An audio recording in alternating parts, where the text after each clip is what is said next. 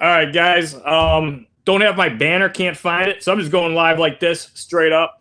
And today we have Reptile Investments talk. We have Chad Futes, William Filipek. Dave's going to come a little later. He's at our show. He's kind of busy, I guess. So anyway, first things first, let's give a big shout out to US Ark. US Ark fights for your right, my right, everybody's right to own and keep the reptiles and amphibians that they love. This applies, it even crosses over to other species. And, US Ark is extremely important for keeping bad legislation, out of small government, out of large government, and imposing on your and my right to own the reptiles and amphibians we like. Whether you're a hobbyist, breeder, doesn't matter. US Ark is extremely important. Please help support them in any way you can. Reshare their stuff. Pay attention to proposed bad legislation. Write letters if you can. Buy their merch. I got a US Ark hat. You can shirts. Go to the show. Throw them $5 if you want. It's a very good cause. Then we got the Reptile Super Show. I just did Anaheim. Anaheim was great. Anaheim is like the Tinley of California. So you got better weather. And then a lot of people. Pomona, maybe there's a lot of people there. So you just got to watch your tables if you're vending, if you know what I mean. Anaheim, didn't really have to watch my tables much. A lot of good people and a hell of a good show. Thanks for people that came up to me at Anaheim and said that they like watching this podcast. So that's cool. And, the hognose sales were pretty decent. Sold some leopard geckos too. Got to hang out with my good friends. And now we're here with, first we're going to add William. How's it going, William? Pretty good. Then we got Chad Futes appearing to be in a ball python room. Is that where you're at, Chad?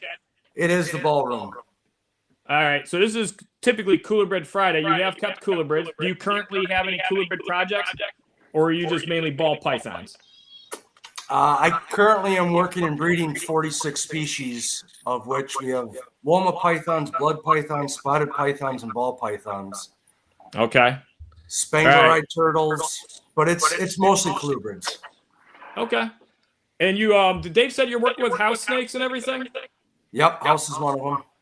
Nice. I got a bunch of those. Yeah, 46 is quite a bit. So you said 46 individual species. Yep, or subspecies, yeah. Yeah, including subspecies. Yeah, that's a lot. I didn't know you worked with that many. Do you still have any hognose currently or no? Yeah, I think we have about 20, 25 females. Oh, okay. So you have a decent bit then, actually. Yeah, the one thing is the 300 we had at one point. Yeah, right. The sound's echoing a bit, so I'm gonna try to. Could be me. Yeah, it sounds like you. Hold on. How's that? Is that better? Yeah, it sounds a lot better. All right. All right.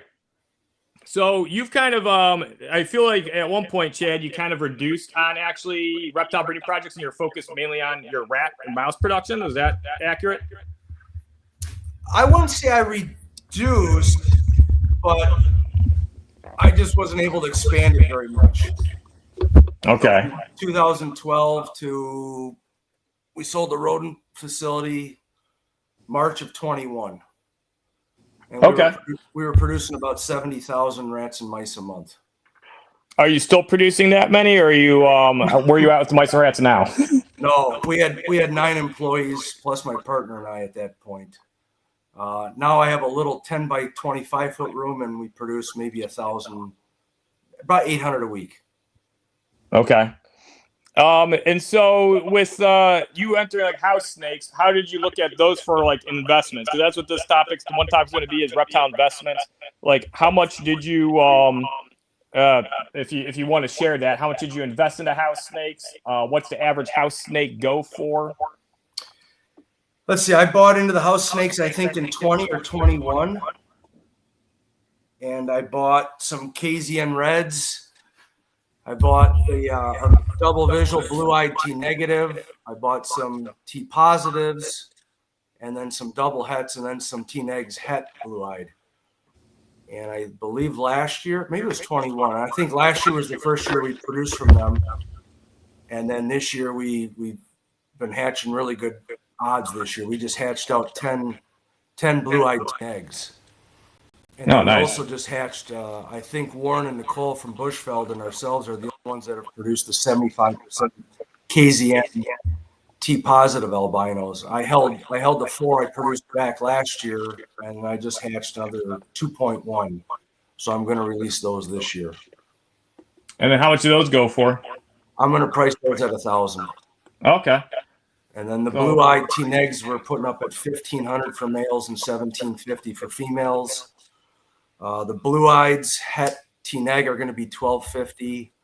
And then the albino T-negs, het blue-eyed, are going to be $500 for males and $650 for females.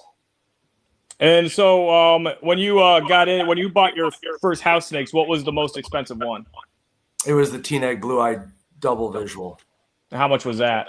I want to say it was $2,500. Oh, that's not too bad. No, especially with the baby. So if you're like what how many eggs does like a house snake typically lay? Like how many babies are you expecting to get from a house snake? Our females are all laying between 12 and 16, but I think that might be on the higher end.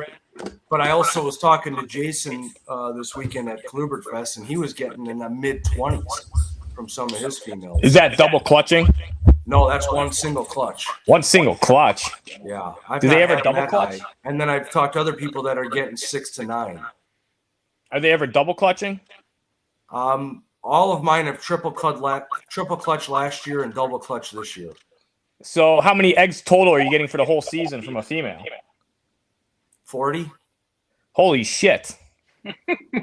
That's a lot of babies. Yeah. Okay. I don't keep a lot of females. I've got 4 breeder females. Oh, you only have 4 breeder females. Yep.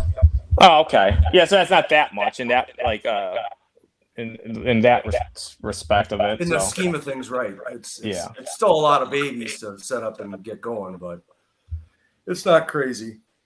What kind of mic do you have, Chad? On my computer. Okay. Is that the echoing one? Yeah, it sounds like it's echoing a bit again. Let me see if I can rearrange the speaker. Yeah, is there like a speaker you can plug into?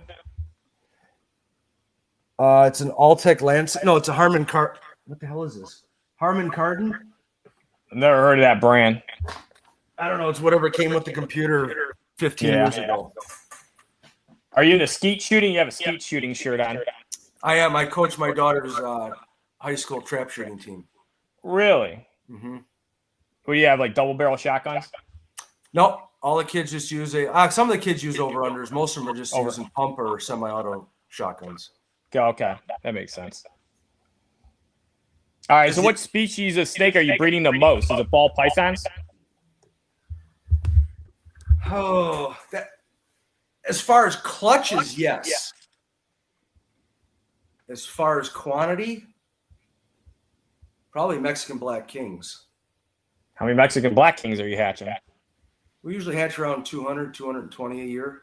Okay. That's pretty. It's not like you're going like, insane numbers on anything. So I think that's good. It sounds like you have good diversity of different species. You're producing you have only 4 breeder house snake females. I'm sure maybe you're raising up more for projects, but how many female Mexican Black Kings do you have going?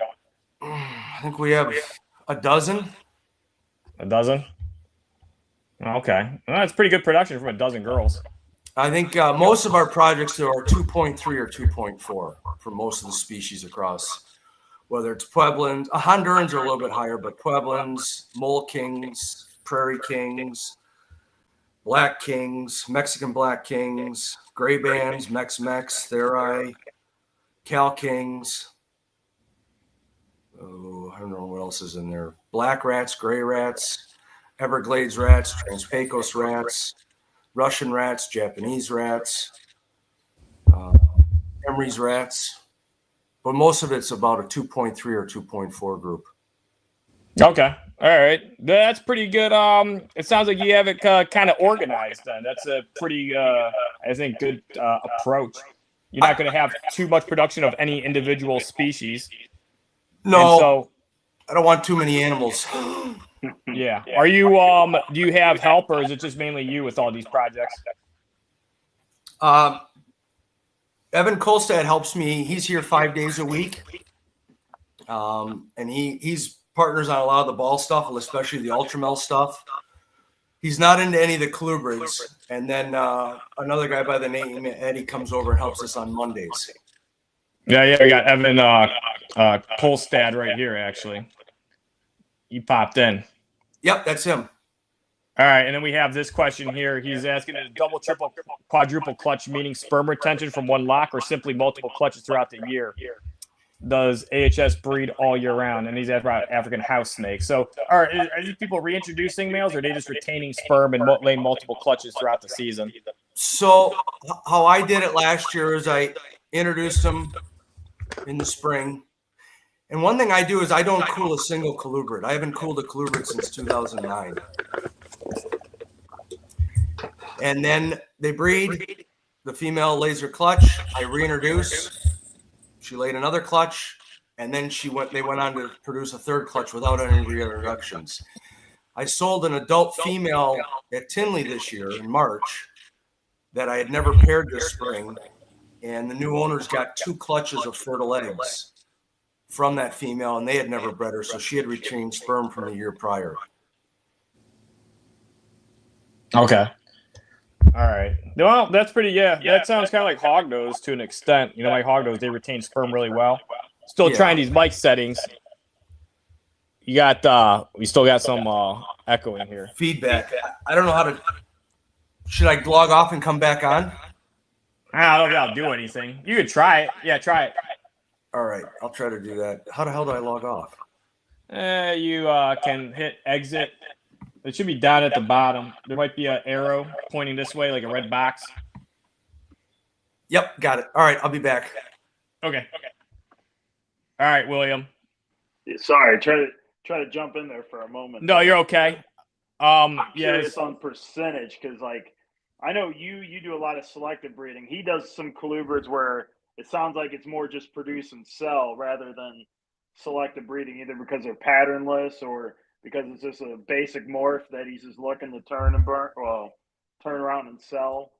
It's not like the ball pythons, it seems, where it's like you get this combo, try to make a different combo, and then you're continuously trying to make something different compared to his colubrid. So I don't know. I could be wrong. I don't know what his plans are. That's what I'm curious about. Like, how much of it is like morph-driven, selective breeding, and just species?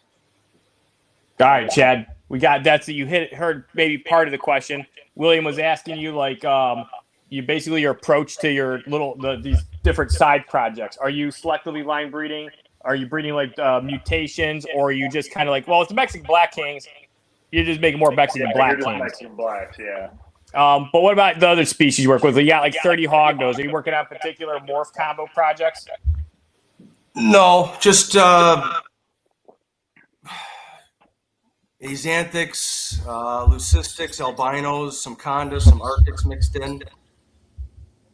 I'm not chasing anything new on that. And a lot of the other colubrids, obviously the Hondurans are morphs, but I really am trying to get into more locality animals too. Okay. So wild type.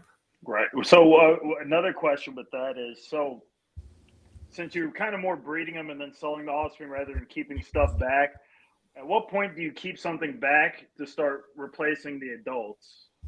You know, do you do it their first clutch, second clutch, or towards the end of their reproductive life or duration of time? Good question. So like my MBKs are most of them were hatched in 2013. Okay. So they're on the down swing, I think they are. Their clutches were not as big as this year as they were last year. So we are holding a bunch of females back this year to replace those girls in 2-3 years. Okay. And that's across the board with most of your colubrids, or? Okay. Yeah. I'm still looking to acquire some stuff. I just picked up some cockeye at Colubrid Fest. I haven't bred cockeye. Ooh, cockeye. Ooh. I think 2004 or 2005 was the last year I bred cockeye. I know you swung that way, Chad. What attracted you to cockeye? It was at the Daytona show in Orlando in '98, and Klaus was there, and he had some cockeye that he brought over. And in order to buy a female, you had to buy 2 males, and I know they were $4,500 a trio back then, and I jumped on them. I'm unfamiliar with the species cockeye. Is that the bamboo rats? It's the red bamboo rats. Red bamboo rats. Okay, that's what I thought. I wasn't quite sure. How many species of bamboo rats? At one point, I bred 4. I had pulchra, Lotocinctus, valenti, and coxeye. Okay. But I got rid of all those, I think, in 2005 and 6. Okay. All right. So we want to know why you don't brewmate, Chad. Is it for ease, or do you find it's just as you're just as successful and it's a little easier to do, or it's not as hard on the animals? Why don't you like to cool? I really don't know why. I just didn't do it one year. I was so behind. And I don't touch a thermostat. I don't touch a light cycle. All I do is reduce their food intake. And they might get fed once or twice a month from December through March. And then usually by end of March, sometime in April, I start increasing their food intake, and then they just go. Okay, that makes sense. I mean, so you're taking them off food, you're giving them a metabolic drop, and you're doing it around when the outdoor temperatures are pretty cool, and the climate inside your building probably is a little different because you live in Wisconsin. That's pretty close to the North Pole. If nobody knows geographically where Wisconsin is. No. Well, how cold does it get there in the winter? I've seen like -20 there. We get a few days in the negative teens, maybe, without the wind chill. Oh, only a few days in the negative teens. All right, ain't that bad, I guess. No. I think we just built this building 2 years ago, and it's it really doesn't fluctuate much at all in here. I mean, the thermostats all stay the same. Humidity goes up a little bit in the summer, and it drops a little bit in the winter. But we just leave cans of water out, or we'll spray the individual cages when we're cleaning every week. If Gotcha. Shed cycles. The Pale Scales asked about the echo. I have a mic, so it's not me. It's Chad. We're blaming Chad. Oh. I don't know how to change it. I don't know. Do you have can you Should I sit closer? Does this help? Oh. No, maybe further away. Is this better? No, it's about the same. Sorry about that. No, it's all right. We just get to hear you twice. So if anybody misses the first part, just listen twice and you'll get it. So with the colubrid, what is your colubrium ambient temperature? I don't like the heat, so we try to keep it around 70, 71, 72. Okay, so do the colubrids get any temp, like room temps, or do they just stay or hot spots stay on 24/7? Yeah, I use all of Vision racks for the most part, and then Wisconsin Custom Cages has built a bunch of new ones for me. But they all use Vision V15, V18, V35 shorts, and V35 regulars. And then we've got some ARS, the big tubs for all the pine snakes and bull snakes and Womas. I don't know what size they are. They're 70s or something. You're talking about the 70s? Basically, I think it's the same width as a CB70 rack, a 3-wide, but it's only 2 cages. And they got the clear window in there. Oh, yeah. I know. So you can see them. I think they're 80 series or something like that. Yeah, I know what you're talking about. We keep the Womas in there and all the bulls, all the Pituophis. Okay. All right. I have another question, kind of colubrid related. Can you go into your mic settings, Chad, or do you have a headphone? Or you could also lower your computer audio. That's from Krista. Okay. Krista's in here. She might help. Tell me how to do that. Oh, she just manually did it. That might actually work. I can't see anyone. They have the weekly schedule. Chad's still there. Yeah, we got Girls Who Love Reptile Sunday. That's Krista. You guys should listen to it. We got all monitors Saturday. And it seems like the echo's gone. Maybe I'll plug my mic back in. What if I talk? Is it still echoing? Yeah, but it's not as bad. I'm going to try my mic again now. See. How do I know my microphone? I don't know. You go into mic settings and then you just click on it. See if it gives you any clues. It should be if you go up to your corner or even in here, you might be able to go to that little gear. There's a little gear. How's that now? I had echo cancellation checked apparently. Okay, that seems pretty good. Is it better now? Yeah, you're just kind of quiet. Hold on. Now I hear some static. It seems like it's going to be very sensitive. Try saying something now, Chad. How about now? That actually sounds pretty good. Yeah. Maybe. All right, we're going to have to start over the podcast. Ask all those same questions, William. Can you still hear me or no? Yeah, barely. All right, let me turn the mic volume up a little bit. Yeah, as soon as it started echoing really bad, like people just started leaving. I mean, I don't blame them. I'd leave too. I'd be like, fuck this. This is terrible. It's okay. It ain't too bad. This is how. Now they can't hear Chad at all. How about Well, now? he's not talking. Can you hear me or no? Yeah, I can hear you. We just keep talking because, you know, Krista might mess around. She might find something that helps. Thank you, Krista, for being here. She's very nice. She breeds leopard geckos. I think she might have ball pythons too. See, I get an echo from you, but I'm not hearing an echo from me now. Yeah, right. Narcissist. You can hear both. I can hear echoes on both. So this is kind of a question for both of you since you do colubrids. So when you don't do it, oop, What? hear me? Yeah, I can hear, yeah.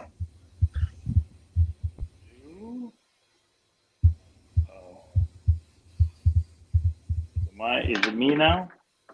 No, we can hear you. Okay, sorry. Everyone got quiet. I didn't know what was going on. Now I can hear you. So this is a question for both of you. Since you do brumation, Junior, and then Chad, you don't. Do you guys notice any shortening of lifespan with colubrids? Because I know with pythons like bolins and diamonds can suffer from deterioration after a while if they're not kept cool during certain parts of the year or year round for the most part, or at least cooler than normal pythons. So I didn't know if colubrids suffer from that to an extent. I think they do, but I think it takes, you know, a longer time to witness this. And then Chad already said he keeps his rooms kind of cool already. So I'd imagine he's not really seeing too much of that, but Chad can answer for himself. And it also depends on how you feed your animals too. But if you're keeping them hot all the time, like your room's always hot, and you're feeding the holy shit out of your colubrids, then eventually it's going to mess them up. Okay. Chad, your take? Yeah, I would agree. I think for years I would always get the female colubrids breeding at 2 years or under. Now it takes me 4 years to get a female before she'll have her first clutch. I'm not in a rush to produce anything anymore, and I'm just taking it slow. And I feed all small meals, so you can't even tell that they've had a lump. And I usually feed 2 to 3 prey items per feeding. They do have I do use heat tape or heat cable on a lot of the colubrids and heat tape. And depending on the species, their hot spots will be somewhere between 79 and 82. Okay. All right. Somebody told me not to brew it. I was going to say, the hogs I get a little bit warmer. They get up to 85. Yeah, hoggos definitely benefit from a higher thermal gradient temp than some other like commonly kept colubrids that may like a little cooler. Pale Scale said, someone told me not to brumate a coolibrid like my Russian rat stick. Means she will have a shorter lifespan if you cool her. If you brumate her properly, no. You should actually extend it because you're giving them a lower metabolic rate during that time. So that person probably just thinks that brumation is damaging, which if done properly, it's not.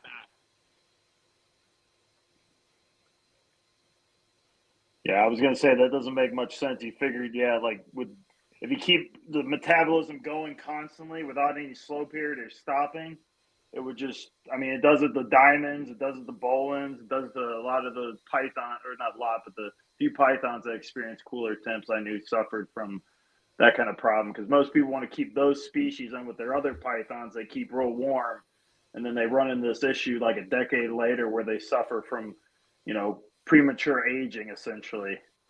Or they just lose muscle tone and just deteriorate rapidly. So, yeah, I was curious. I didn't know with brumation if it made a difference or not. And then, yeah, pale scales, she's like, can I slow down her feeding without cooling? Yeah, you can. Just keep them, if they're at lower temps or, their ambient temp is like kind of like middle of the road range, meaning it's like not really brumation, like ambient temps, and it's warm enough for them to be active. If you do feed them less, their metabolic rate will slow down. And that's good to do in the winter, I think, if you have an adult and you want to give it a bit of a cycle. Any other Asian rat snakes you're interested in, like mandarins and all that? No, I'd like to. No, I used to breed McCourt's rat snakes, Vietnamese blue beauties, Cameron Highlands Ridley eye. I used to work with mandarins and Rinkophis bull, the rhino rats. Okay. Philadelphus Baroni.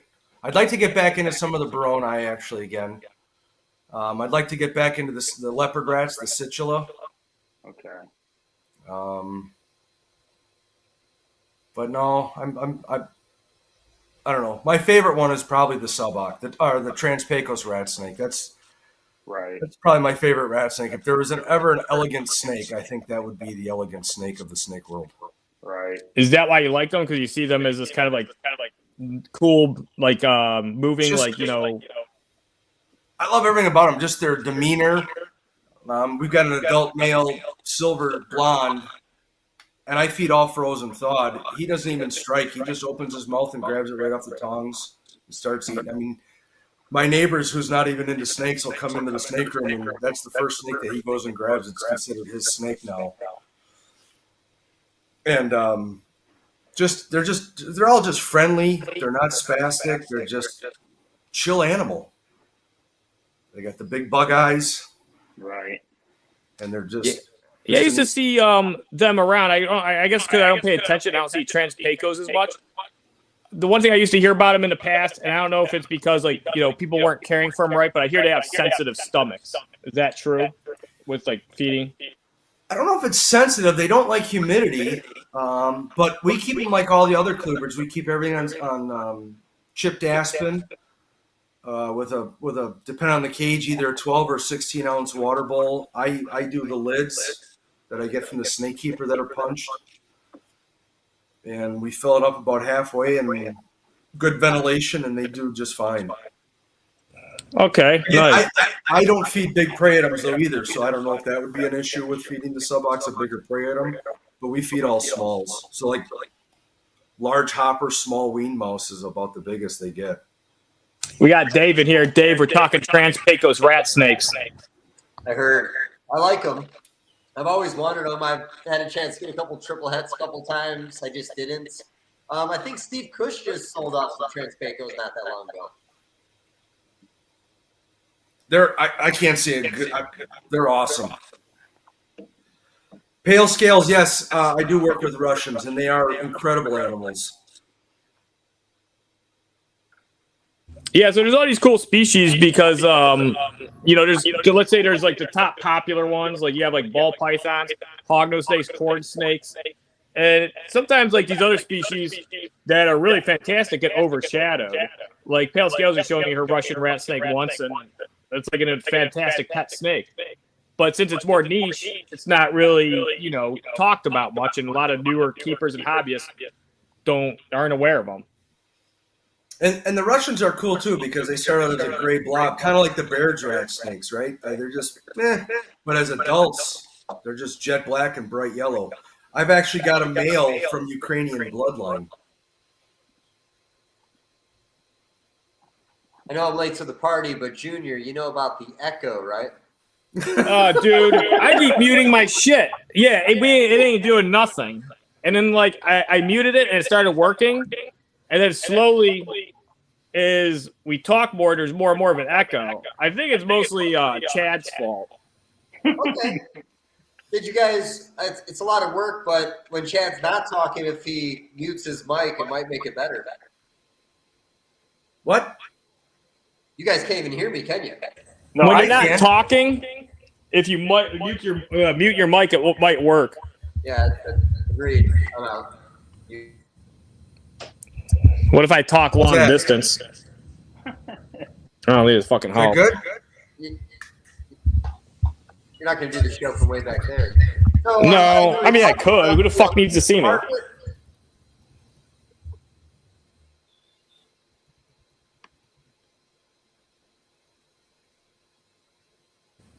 You guys just carry on. I'm going to wait a minute. Oh, we got like 4 people in here now. Dave wants to be shy. Like we have like I figured it's gonna be too much talking. Now nobody's fucking talking because of this goddamn echo. I look at Chad's face, and Chad's face doesn't move, so I don't think Chad can hear the words coming out of my mouth. I can now. Oh, okay, cool. I couldn't before. Okay, it might have been muted. I don't know. Because when I mute it, it means I can't hear you guys. Oh, that's a different mute button. Yeah, you gotta use the one where it mutes you. No. Let's not get too complicated here. All right. Let me see if I can figure this out. So, did you guys see those Hondurans, that like dark line project, the black looking ones? That's pretty cool. Yeah, like Kayla had those at Kalubert Fest. They were neat looking. Yes. Did you guys already talk about Kalubert Fest for 30 minutes? No, I wasn't there. You guys have not talked about Kalubert Fest at all. I wasn't there. I know you were supposed to be. I was supposed to be, but it's the same weekend as Anaheim. How'd you like Coolbred Fest, Chad?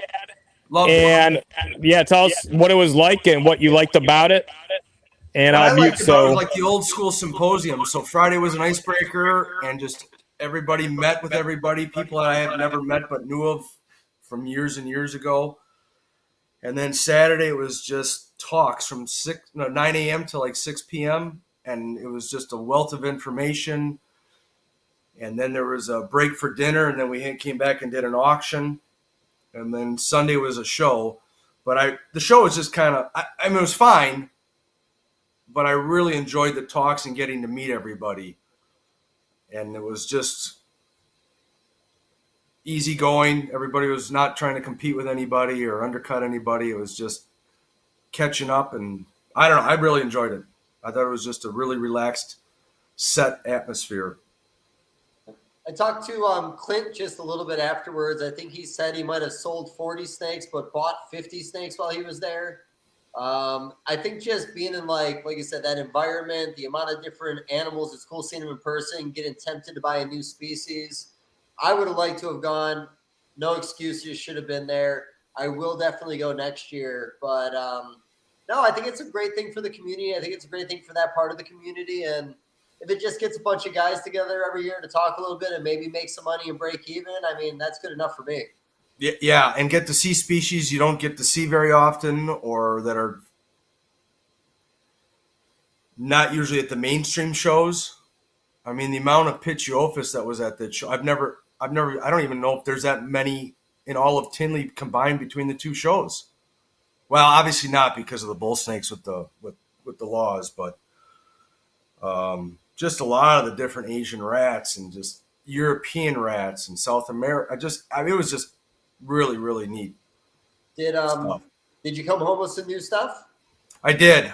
I came home with a trio of bamboo rat snakes, and I last bred them in like 2004 or 2005, and I've been wanting to get back into them. And one of the pairs is an F2, and then a female is just a regular descended from the original line. So back in 2005 when you wanted them, how much did they cost then compared to what they cost now? Well, I bought my original reverse trio in '98 in Orlando, and Klaus, in order to get a female, you had to buy 2 males, and they were $1,500 a piece, so $4,500 for my first reverse trio, or maybe 90. It was '98 or '99. It was before it moved to Daytona. Those are like $250 now on the table. Yep. That's what they're at, and they're an easy snake. They're small. They're a little flighty, but I don't know. I still like them. Of all the Porphyrias, they are my favorite as adults. I like some of the other species better as babies because I think they're neater looking, but I don't like the adult looks as nice as much as I like the cock's eye adults. So we're going to have to find a way to message each other so we know when no one's going to talk. So when I'm not going to do anything, if you see my hands, you guys do whatever you want. How about that? Because I see Junior reaching a lot, but he's hesitating. I'm not hearing an echo because somebody anymore. starts talking, so then I'm like, oh, I'll just let you guys talk. It's not a big deal. But yeah, it's pretty. I wanted to be at Coolbird Fest. I was supposed to be there. Anaheim, I'd already booked and paid. I thought they were separate weekends. That's the problem with there's so many good shows and expos and events that there's a lot that kind of coincide. And if you're not paying attention to what's going on in California or Washington, Arizona, sometimes there's like, like I had to skip the Sacramento show earlier this year because it's the same date as Phoenix. But yeah, hopefully next year, it sounds like it's not going to conflict with Anaheim. And so I'm definitely going to try to be there for sure next year. It sounds like a really fun event, especially because it's more the social aspect and kind of networking and just not so much networking, but just socializing with, other cooler bird enthusiasts. And like Chad, because I know my friend Christian was there and he was talking about how this one guy has these really rare, I don't know if I think it's a subspecies. It's a subspecies or locale of tiger rat snakes, the spilotes. And that's pretty cool that he's so excited about those because that's like a really unique, species of cooler bird that not a lot of people work with. Yeah, not a common species by. No, not at all. It used to see like wild caught ones, like that always they didn't look that good. They're always like they're already a slender snake, and so when they're in bad shape, they look really terrible. They look like their body almost looks like a giant black and yellow shiny tapeworm with scales. But when they're healthy, they're a very cool, impressive snake. But a lot of snakes, I mean, to be fair, they don't look good when they're not healthy. Obviously, we want healthy looking snakes. That's just like from me seeing those wild caught spilotes over the last 10, 20 years ago. But yeah, I mean, we'll try to go next year. Dave, you try to go. William, you're like mostly pythons and boas, so I don't think you give a shit. But maybe you should come out. It's still fun to hang out though. Yeah, there's some legends that are old colubrid heads, like Trumbauer and all them. Yeah, because it's still Friday and Saturday all day, Friday night, and then all day Saturday and Saturday night, and then just a show for 6 hours on Sunday, and we're done at like 3 or 3:30. So okay, the symposium made me think of a question for you. So when it comes to your colubrid collection, since you guys have such an eclectic group of them, how much of it would you devote to like rare, obscure stuff? And I guess what is the market like for that rare and obscure colubrid stuff that you don't see very often? Is there a big demand for that stuff, or is it still pretty niche, or is it so unheard of that no one really, outside of this select few of you? No, I think. I'm gonna piss somebody off. I forget who told me, but stop chasing the dragon is what they told me one time. Right. And so I keep what I enjoy. Right. Oh, for sure. I don't really chase the market. I'm not trying to create new stuff. I mean, if we're creating new stuff, especially like some of the other colubrids with all the different morphs, it's because I want to see what they look like. Right. Well, I guess in this, how much of your collection is that obscure stuff that doesn't? I don't know if there's a market for it, so I don't know if it's less marketable or more pet projects, I guess, if you want to call them that. Like, I don't know. I wouldn't say I've got anything really obscure, though. Okay. Because I've always looked at colubrids as like, so like boas and pythons back in the day, there was that big, I guess because they're more, old world, since they're obviously, at least with the pythons, old world and stuff, and some of the boas can be pretty difficult depending on the species. But I remember Dave and Tracy, they'd always put out like an article of like golden pythons when they were first brought into captivity, or what would be some other ones. So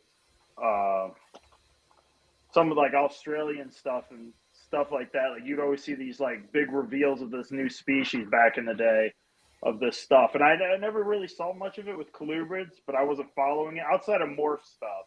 But as far as like a species go, I never like tiger rats or, stuff like that. I didn't, or Crebos or Drymarchon in general or something like that. I never really heard a whole lot of like big reveals of those species compared to like boas and pythons tend to get. Yeah, I guess I don't really follow it like that. If it's something that I'm interested in, I'm going to try to find who's got them or where I can get them. Gosh, the last time I really did anything with something new coming in, I think was 1998, when I believe the rhino rats were coming into the country, and I was able to trade a bunch of Hondurans for some of the first ones. And I thought that was neat, but I had no idea how to take care of them or anything. And plus, I really don't want to be the first person anymore at all, because I'd like somebody else to figure it out and then be successful with them once they've got all the kinks worked out. But I think for the most part, they're all somewhat similar, depending on the geographic region that they come from. I mean, one thing that was told to me years ago by Don Soderberg is just never keep your males too warm because it'll kill the sperm. So I really try not to let anything, especially the males are all on the lower ends of the racks, I really try not to let them get above 80 degrees of any species. And then the females, like I said, most of them at the hot spots are going to be no more than 81, 82 degrees. And same with the incubation. It takes longer, but I'm not in a hurry anymore either. We had some corn snakes go almost 90 days this year. Yeah, I tell that to people all the time. He will ruin more than help. Yep. You best keeping stuff a little on the cooler side if you can. Females too, you can, at least with pythons, I know you can cause premature ovulation or slug outs because you spike their heat or something heat related goes wrong. If you don't kill the animal, you can mess up her follicular development or speed it up or something like that. Yeah, I think a lot of people are always so worried about. I don't know. I still get these questions from people like at the FedEx station. Aren't you worried about keeping them cool? Like summer is my least favorite time to ship animals. I prefer fall, spring, and then winter. And I just think the animals can tolerate the cold a lot better than the heat. It's kind of like us, right? We just get cold. Right. We start to shiver. We still stay warm. But once we get so hot, there's only so much sweating you can do. And then you're just... You're right. And like... You use gel packs with your shipments. I use multiple gel packs all year round. Like a bunch of them. Yeah. And they're only $1 each. I use those sheets that you just soak them in water. It's like the you feed crickets and mealworms and the water crystals. It's in a little package. You just soak them in water, and then I just wrap those in tin foil and freeze them, and then put those in a Ziploc bag and then insulate it in there, and then they go in all the boxes. If you want to know what I'm honestly thinking, I think that's a horrible idea. You can get gel packs for like $1. You don't have to like fucking soak shit and wrap it in foil and freeze it. Where do you get the gel packs from? Webstaurant.com. They're $1 each. The Nordic one's an 8 ounce. I made a video I put on YouTube and how I ship. And I've showed it in cold weather how well gel packs actually help maintain and retain temperature.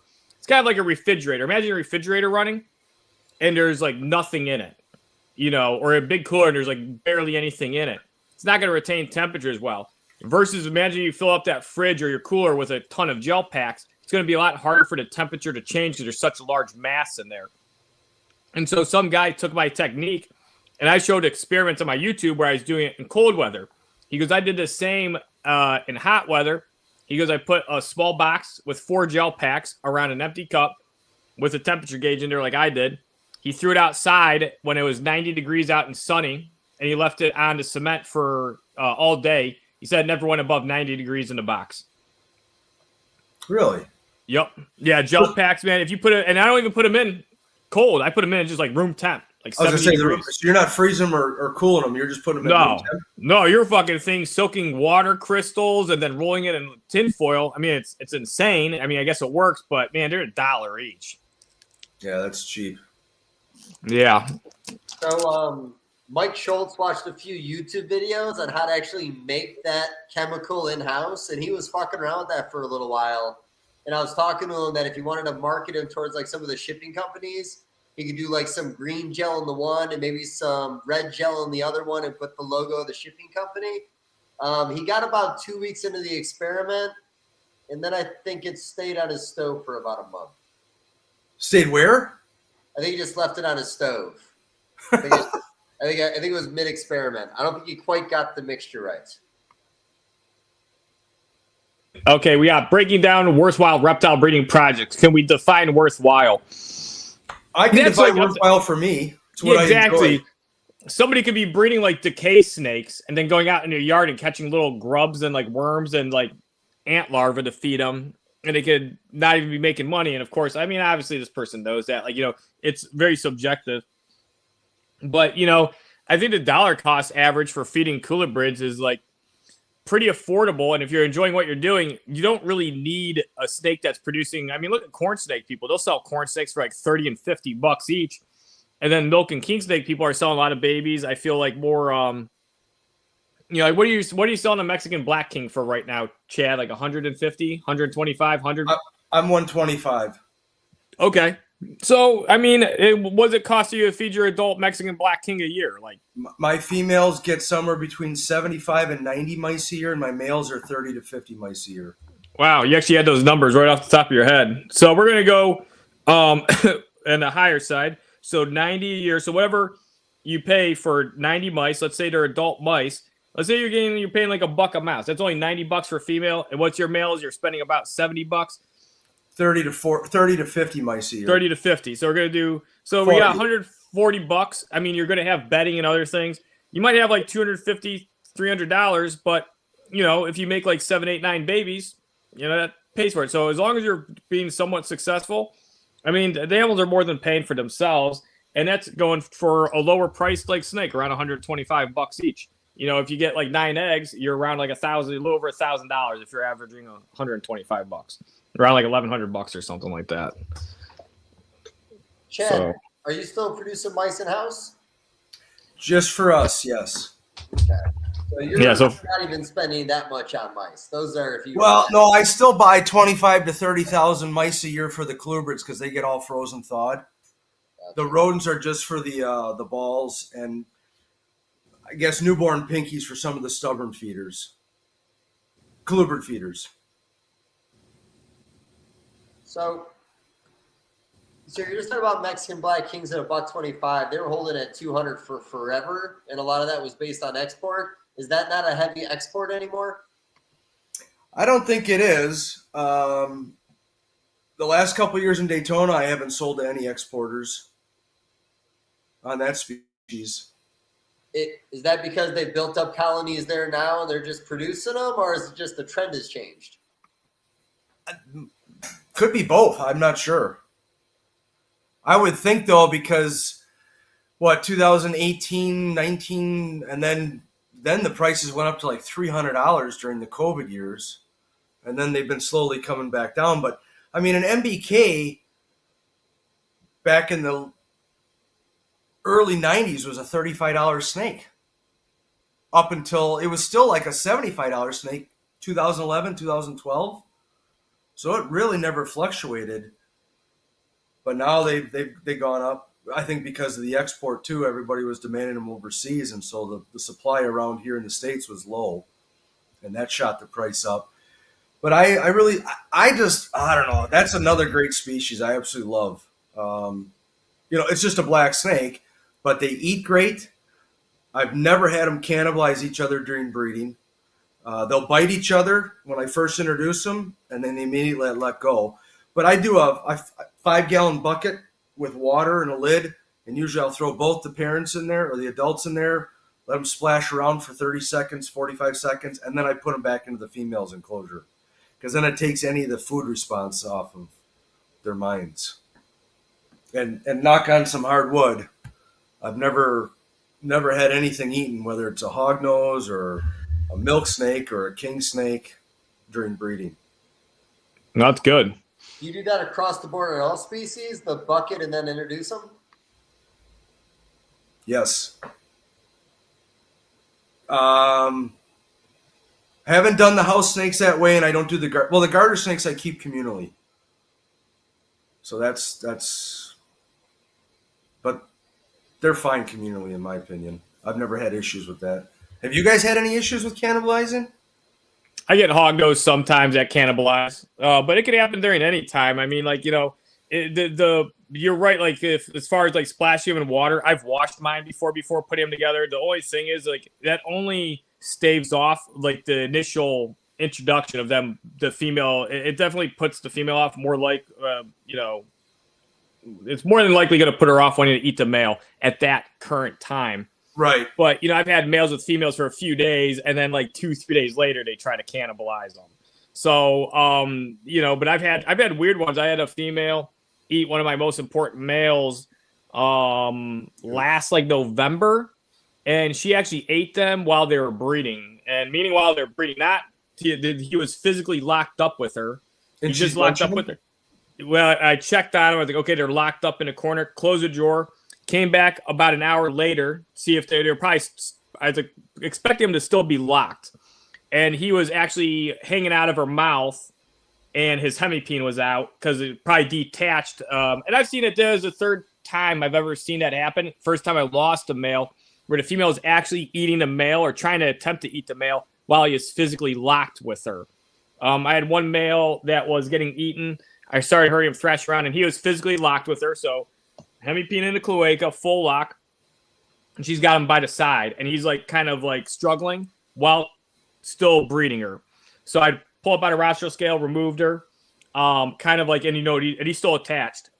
And then about 30 minutes later, I heard thrashing again. She was trying to eat him again while he is still locked. Removed her. About an hour later, thrashing again, and then removed her again. And then he was kind of bleeding a little bit, but he was still locked. And so I think it was about an hour after that, he finally unlocked, and I hurried up and got him the fuck out of there immediately. So that was 3 attempts. And I had a female that I had to male with for, it was about 5 days, which is longer than I normally like. But she finally allowed a lock, and I was like, oh, cool. I seen the lock. And then I came back, and then while because my tubs are clear, while working, I watched her actually grab the male as he's locked with her. So those are rare. But yeah, I still have it happen. And so that's just to say that hey, there is no actual safe time. I'll say that the safest way to do it that I found is just feed the shit out of your female. If the female's loaded with food, you load her up with food, then the next day, put the male in there. Question: do you ever do what Dave does with blue tongues, and instead of where he puts baby socks over their heads? And no. With the socks, you can put little little sewing thumb caps. Hog, yeah. With hognose, that wouldn't work just because the female may not be receptive for a long period of time. And if you're going to be around that much to throw a baby sock over their head, you won't even need to do that. And then hognose, it's a snake.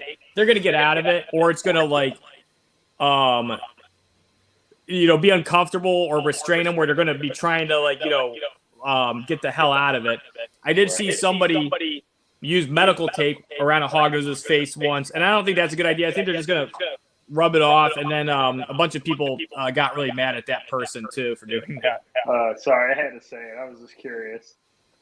No, by the way, the baby sock thing was just, it was like insider information, kind of like throwing your snakes in a bucket for 30 seconds before you introduce them. It was the way I was taught, and it made sense. But really what it was my season was off. My females weren't in their window yet, even though half the collection was breeding back then, and I said they all needed to breed.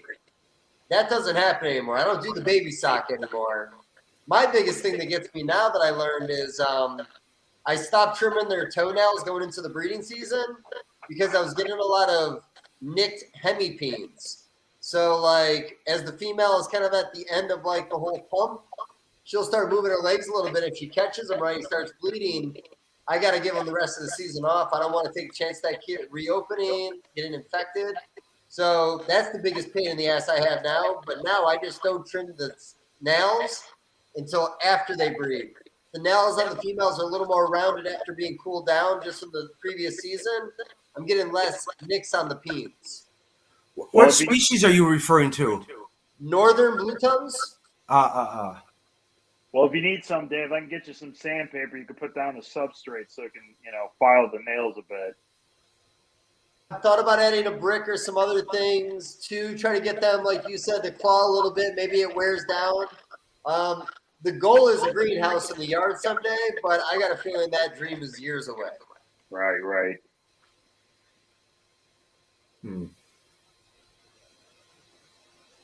Yeah. Junior, wasn't there talk? Oh, man, this is going back 15, 18 years ago about somebody coming up with a muzzle for hognose? I don't remember anybody talking about that back then. I mean, I remember people talking about things like, is there a way we can put a muzzle on her face? Like, I think with especially hognose snakes are so active, and they're always digging, they're always exploring. There are periods where they're resting for a couple of days and they're kind of inactive, but compared to so many other snakes, they're fairly active. And then when they are active, they're just going to town with their nose and going underneath, going through their bedding, going to the corner of their tubs and testing things. So I don't think there'd be anything that would realistically work. And the big thing is, again, I was gonna make a video about it, but really the short answer, because there's a few ways to prevent your females from getting eaten or make it a lot less likely chance. Breeding them shortly out of cool down because their metabolic rate is still pretty low. And making sure they're fed up, washing them beforehand, introducing them. I'd rinse them underwater sometimes, or mist them, or really keep an eye on them the first hour, because that's probably the time where it's going to occur the most. But the most effective one is loading the female with food and then waiting a day. So then she kind of starts to rest, because snakes rest on average about 20 hours a day after feeding. And so they start to become inactive, because, when they have a real full belly, instinctively they shouldn't be wanting to eat as much, or, have such strong feeding response. And they generally don't. There are some cases where there's females that are crazy feeders. And William, actually, I think it might be yours that's echoing. And a lot of it too is temperature. If you have a higher temp, you have a much higher metabolic rate and a stronger feeding response. So moderate temperatures during the breeding season, and load the holy shit out of your female with food, and then just pair them the next day. And then that's pretty good. And then if they're paired together for 3 days and all of a sudden, she's mostly digested the meal, it's all right, it starts to uptick where your female might accidentally mistake the male for food. I had a female I just fed up, introduced a male. She didn't want to breed, and she was not receptive. And I started seeing her going to shed. I'm oh, that makes sense. A lot of times as they're starting to go into shed cycle, they're not receptive. But I was after the shed cycle, she'll probably be extremely receptive. That's the general, kind of normal thing or trend I've witnessed with hognose is after a shed during the breeding season, they're typically extremely receptive. And so she shed out, and I went to put the male in with her, and she looked a little lean, and she's one of my red albinos, and she's a crazy feeder. So I was fuck it. I'm not putting him in there at all. And so I got her a mouse, and then got that ready, supplemented for her, and fed her. And then I'll pair her tomorrow. Quick question for, I guess both Chad and you, Junior. What's the percentage of cannibalism in your collection? Chad, you with the hogs and the kings, and then you with just the hogs. What out of everything you're breeding that year, what would you say the percentage of attempt to cannibalism or actually completing cannibalism? I again, knock on wood, I don't do the hognose in any numbers like I used to, but back when we were really cranking them out, I was lucky. I never had any cannibalism in the hogs. Yeah, Chad was 0. I don't have too much, but I'd say it's I don't know, 1 in 200. Where it's an attempt or a success. And the more hands-on you're with your collection, the more likely there is to be, or less likely to be a successful cannibalization, if you're into room and everything. But if you the thing is pairing a lot of snakes, next year when I go through this stuff, I'm just going to, because the season's kind of ending here. And I've been doing it actually for the most of this season. I'm not pairing anything unless it's completely full. And if it's completely full, I really think you're going to be pretty much about 0. It's something I don't think you should worry about too much, but it is definitely something to be aware of. And being aware of it is just being ready, having them at lower temps so their metabolic rate isn't insane in the spring, feeding your females up, making sure, I don't really like pairing my males with food in their bellies, because sometimes they'll regurge if they have a big meal, because they're rhythmically, courting the female. And then since they're not resting and they're not thermoregulating, every now and then, it's not all, but I have males that I've bred with a full stomach plenty of times, or decent meals, and they don't regurge, but it's a little higher chance. The females, I don't really ever see them really. It'd be exceptionally rare, and it'd be in a case where she doesn't want to be bred probably, and she's going to be real flighty, because every now and then you'll put a male with a female, and she just isn't interested, and she's just in breeding. She's not receptive. And I've even seen this post breeding when they've already been bred and the female doesn't need to be bred anymore. Instinctively, they seem to know that. And then all of a sudden they're the opposite of receptive and they're just like really flighty around the male. Like they're like almost like panicking. And if they're panicking for hours and moving around a ton after being fed a large meal, yeah, you have a higher chance of a regurg there. So that's all. Well, I was just curious because I was almost curious if it was inheritable. You know, because sometimes you hear about like pythons who don't wrap their eggs, and obviously if that happens in the wild, if they don't incubate their own eggs, those mothers don't continue their genes on because their eggs don't hatch. So it kind of the end of a line there. But in captivity, we take the eggs. So you can have pythons scatter their eggs, you know, wrap their eggs. You'll get an array of different kind of egg wraps for females. So I was just curious. I didn't know if maybe it was I'd say it was crack. No, it's kind of random. I'd say it just depends on how hungry the snake is. So watch the behavior. But I've had some females that seem laid back and not the strongest feeders that end up like trying to eat a male. I've seen that before. So, and then here's one question I wanted to ask everybody here. And this is kind of, I think, an interesting one. And I don't know if you think this way or, you know, reflect on, you know, your investments in a snake and how many babies you're most likely going to produce. And basically, the way I look at it a lot is because like a lot of people be like, oh, I don't want to buy like $1,000, $2,000 snake for, let's say, an investment, or even let's say a $10,000 snake, because a $10,000 snake doesn't make sense to them. And it's not that I'm trying to sell somebody on getting like a big, like, you know, investment snake. It is a very small part of the market where somebody's going to want to invest in, say, a really crazy morph combination. But I think it is an interesting question, and a lot of people don't see, you know, the value in investing in something that expensive. And when you break it down, let's say like a hognose snake, let's say you have like a hognose snake that's like $10,000, let's say for some rare morph combination male. And it's like, well, if you breed that male to a few females every year, and then over the course of, let's say, 3 or 4 seasons, let's say from all these females over these seasons, you produce like 100 eggs total. And that's going again, like, you know, not everybody's going to be breeding, you know, real large collections, but you could even go with a smaller number. You could even go half, you go 50. And let's say you get 50 snakes from this male over a course of, let's say, 2 years of breeding.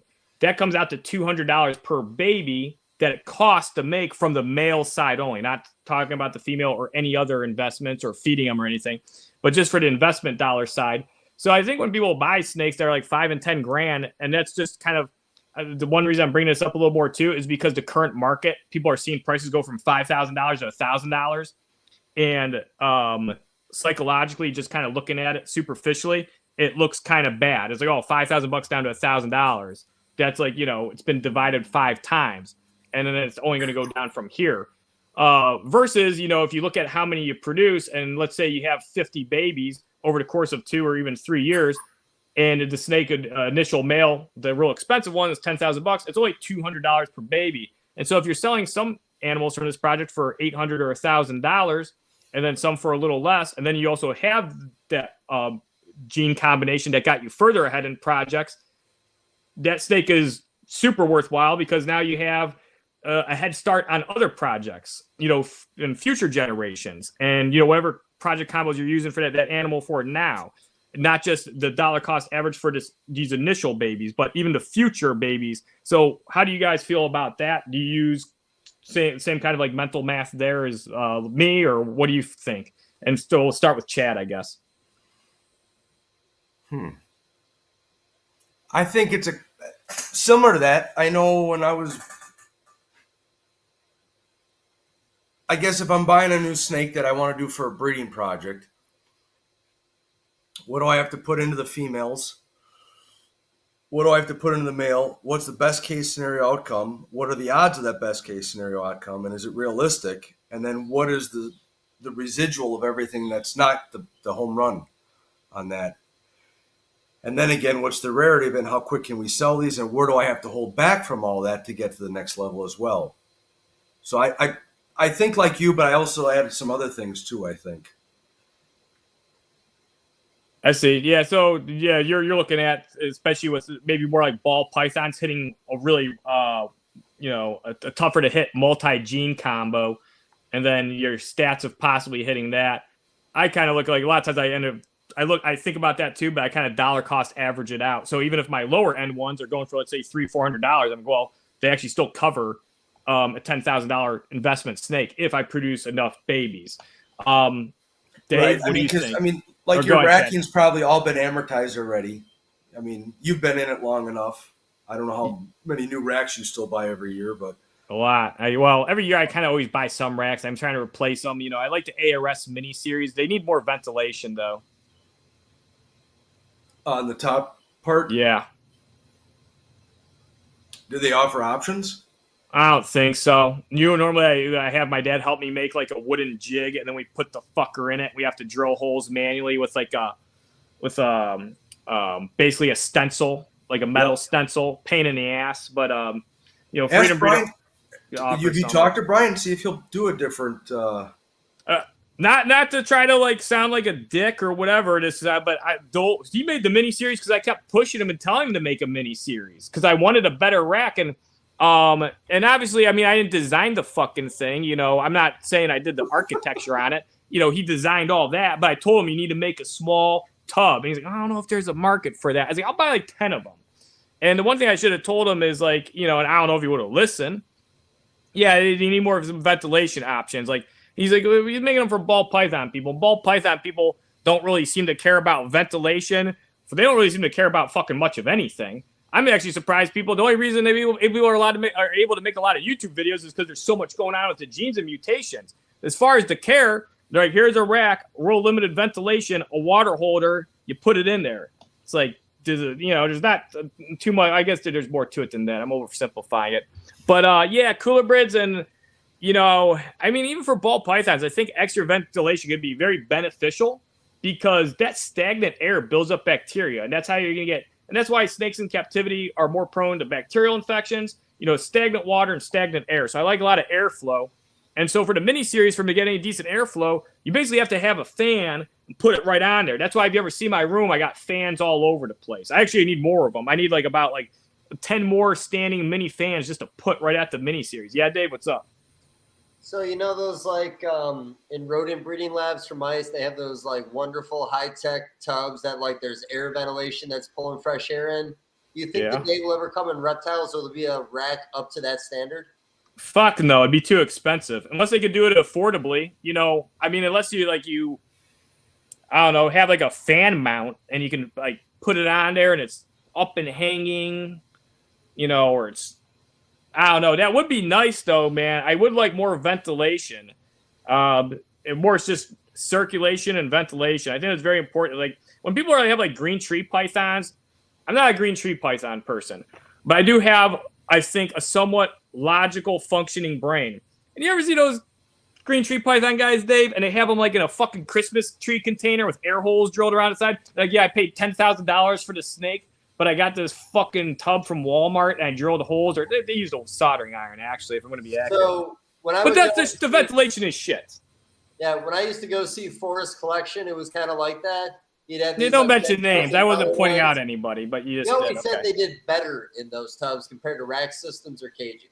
Well, I believe, yes. I believe better than rack systems, but I believe if you have a green tree python room and you have standing enclosures and you have good air circulation and good ventilation and you need a good climate, but I think MJ's I seen him I've watched him his his basically rise to green tree python a success.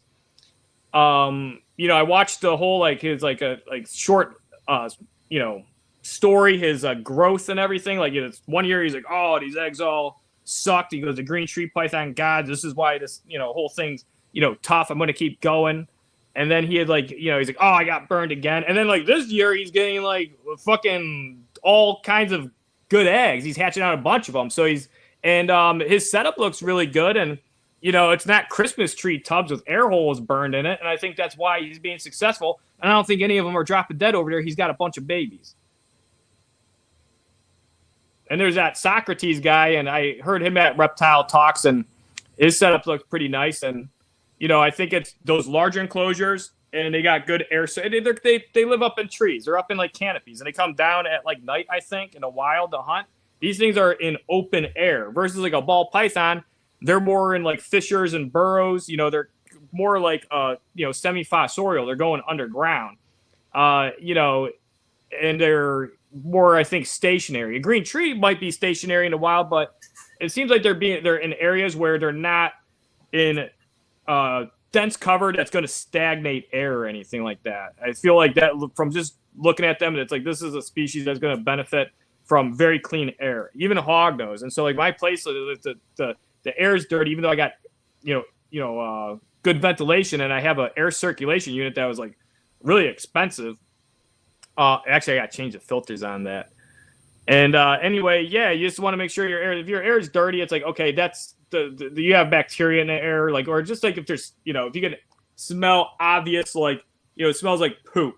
It's like, all right, there's poop particles in the air that snake is constantly breathing in. So I like my reptile room to smell kind of more like wood chips. So I don't remember exactly how it was put. Chad might remember. Fuck, any of you guys might remember, but I think it was Elliot Jacobson talked about once you hit like a maximum amount of animals in a room, your chances of running into viruses or bacteria just skyrocket. So there's kind of like a happy medium, and there's actually a certain amount of animals you should be allowed to have in a space without having a unpredictable problem. Yeah, I agree. There's a limit, and it's might be you'll know if it starts smelling like shit all the time, or you just need more people cleaning stuff. But it depends on the size of the room, and what species you're working with too. Yeah, I do think ventilate, or at least air movement, is crucial. And I think to your point, Junior, with the arboreal species, they are up higher. The wind is moving more through there easily than it is down on the ground for the terrestrial species. Yeah. Go ahead. I still think it's important to have air circulation or air movement within your enclosures, your rooms, your building, wherever you're at. Whether it's a basement or a bedroom or a building, that movement is crucial. Again, like you said, when they're shitting, they don't want to be smelling their shit all day long while it's drying. Get that, it's kind of like when you're breeding the rodents too. You need that air movement to get all that ammonia up and out of those enclosures. And I think it's the same for these critters. Yep. Yeah, exactly. And keeping the stuff clean is like, but you can't be there 24/7. Right. And so, yeah, that air circulation is going to really help in the meantime. And it also dries up stuff, too. It's like, it'll keep because if it's in a moist environment, that, like, if you keep your ball pythons as cypress mulch and there's it's already got limited ventilation. And now let's say you have barely any circulation, those big old dog turd sized shits they lay, that's going to stay moist and it's going to smell like, ball python people don't seem to really have too many problems other than nidovirus, though. They kind of just like do whatever and it somehow works. No, I mean, that's the truth about the species. It's a great fucking species because there's a lot of room for air, and that's why a lot of people can come in with minimal experience to be successful with them. They make good pets. I mean, I like ball pythons. I mean, it sounds like I'm probably talking shit. I'm just kind of saying what I think, but I mean, as far as the snake species go, I think they're wonderful. And they're easy. They are easy. They're very forgiving. Yeah. And so, Chad, I was going to ask, because you brought up ball pythons. Let's go with positive note. So you're pretty heavy in the DG Xanthic stuff, it seems. Your Table of Daytona had some nice stuff on it. How long ago did you start fucking with that project before it became popular? I started that project in 2018. So not terribly long ago. No. This was the first year we've produced them, though. I thought, was it Adam Cheslow? I thought Adam Cheslow bought, well, you didn't produce it, but he got like a spider DG Xanthic from me at one of the Daytonas, right? Yeah, but we didn't. The Bells produced that one. Okay, I don't know why. I just thought you were a little deep in the game a little early, which 2008 is still pretty early. No, 2018. That's what I meant to say. I meant to say 18. And we just went with the triple heads back then. We bred a DG clown to a several Axanthic girls, and that's how that started. I like Axanthic mutations, and pretty much every species I've seen, I've always liked the Axanthics. Even if the Axanthics are kind of like what some people would consider like not that great looking, I end up usually still really, really liking them. And the Desert Ghost, really, like, after seeing BG Axanthics, I would love, if I did a ton of Axanthic projects, I wouldn't do any project without DG. Oh, Chad's going to bring one out. These are just 2 leopard Axanthic DGs. One's, sorry, this is a leopard. Yeah, they're both leopards, sorry. But I just like how clean it is. Those are gorgeous. Yeah, those are really cool. I don't know. Do you agree with me, Chad? Like, if I did any Axanthic ball python project, let's say if I even did like something like spot nose, like DHI, like fire, leopard Axanthic, something real busy, I'd want DG there. DG just makes the Axanthics keep that cool, crisp look even into adulthood, and they look like Axanthics throughout their life. They don't brown out.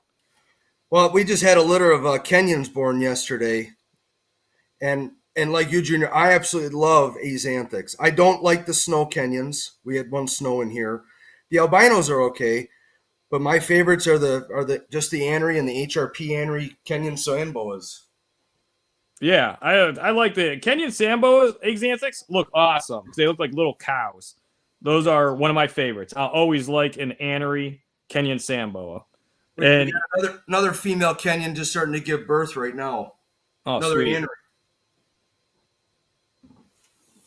Yeah, I think we got a litter of Kenyans like last week, and I think we had one 2 months prior to that, and I think there's like one more female waiting to drop. I definitely want to get more of the paint stuff. What's the GX exactly? Is that GX? I think that removes the eye stripe. Okay. So it gives it almost like a bald look head. And then there's the Holloway. He has his own line of reduced pattern or vanishing pattern. Splatter. The HRPs, yeah, that's just I think it's a line bred. I'm going to show you one real quick. Splash, maybe. I feel like Splash is what I was looking for.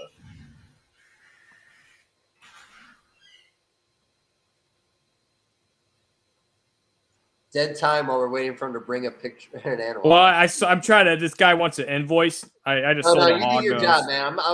Where's William? He hasn't contributed all, and he just walks away. So these are just HRPs. What does HRP stand for? Holloway reduced pattern. Oh, okay, so that's the guy's name, and then reduced pattern. Jeff Holloway, out of Georgia. Oh, okay, more Jeffs. But I think they're stunning looking. Yeah, they look awesome, dude. There's no splash. There's no paint in here. These are just little cows. Cow's the best way of putting it. I do like when you add the splash, the reduced pattern, and everything in it, and then you end up with like almost a patternless animal, like little specks. Yeah, and then put the GX in there too. Get rid of the eye stripe. There's nothing left of that. It's a patternless animal. We're happy to get there. Yes. Yeah, no, it's really funny. Like, when you become a ball python breeder and you just have this amazing palette to play with, and then you go to other species and the whole goal is 10 years of breeding them to get them to no pattern, and then when you get there, everybody's happy. That's in the ball python community. Ball pythons, you got so much to work with. It's pretty. That's the real fun part. It's nice that guys are going from ball pythons to other species and being satisfied with only having 3 combinations to pick from. We were talking the Mexican black milks or Mexican black kings earlier. Are there mutations with that, like a T positive, or there's something in there, right? There's an albino. There's a T positive and a T negative. The T positives are purple when they hatch. Oh, that's pretty cool. They're really pretty. Were they adults, like a mocha brown? Yep. That sounds cool, actually. I like the T positive Mexican black kings. That's pretty neat. Can you see any visible pattern in the adult Mexican black king T-Pos, or are they just kind of all solid mocha brown? Yeah, my adult female's got some white speckling. Oh, interesting. But she's again, I think if we continue to outcross that and breed that into solid jet black animals over time, you'll eliminate that. I wonder if I could bring up a second screen to write this invoice. I don't think so. I'm gonna try to do it from my phone.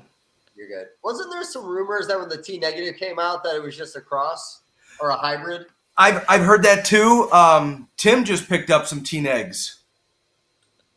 I think they came from peers, but I mean, when the fuck hasn't there been a rumor or somebody bitching about something? Anytime a new morph comes out, somebody bitches. It's kind of funny, honestly. I mean, if somebody didn't bitch about something, I'd probably be disappointed. Anytime you come out with a gene, there's some fucker that doesn't even own or know anything about this thing that goes on Facebook and starts typing, and then there's some other asshole listens to that person, and then you got like fucking 10 people saying dumb shit.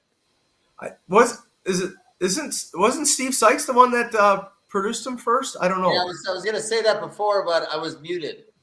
Oh. Yeah, Steve Sykes. I heard he has like a business partner with somebody, that produced them. I don't know the whole story. You'd have to ask Steve. Yeah, I don't know, but I then yin and yang, right? I mean, solid white versus solid black, same species. I shipped some, and it actually came from Steve. I did an export, and there's an albino in there. And yeah, I mean, honestly, I like the normal Mexican black kings. I'm like, wow, this one's white with red eyes. They're like pinkish red eyes. I'm like, I don't know if I would. If I came out with albino Mexican black kings, I'd be like, these are starting out at like $500 each. Even though I could probably ask more. I'm like, the wow factor just isn't there because it's an albino king snake that's white. I understand it's a pure Mexican black king, but I'm going to be realistic, everybody. $500. So here's the thing. That was one thing I want to talk about too, because these, what are we calling these black Hondurans? Like, what's the name for this project? Did you say ash, or did you just call them hypermelanistics? Ash, maybe, or are you thinking about the corn snake morph? Well, the reason I bring it up is when you come to the market with something like that and you have to guess on a price, and I want to say those are in the 2,000 range. Yep. I don't know if the rate at 2 or 2,500, but like for a Kluber guy, him making the joke that a MBK all white snake doesn't mean shit, maybe $500 if you're lucky. How do you decide where to set a market if you got a new looking Kluber? Well, that sounds like a polygenic, and they're selectively line breeding it. And then there's things you can do with Hondurans. You have like tangerines, you have aneries. So I think there's hypos, pattern, vanishing pattern. Yeah, there you go. I mean, I think vanishing pattern might like kind of negate it, but I think I'd want to see it like into nice albinos. So you get like essentially a really high white, reduced bright red albino. The aneries look pretty good. Tangerines. So there's a little more you could do with, and then Honduran milk snakes are there's an okay amount of selectively line bred projects in there. So there's a little more to do with it than a single recessive like in an all black snake. But I mean, you could also make the argument leucistics shouldn't be that much because they're just all white, and I don't really agree with that one. I mean, like leucistic hognose I think they were definitely worth what they were being sold for initially, and even now.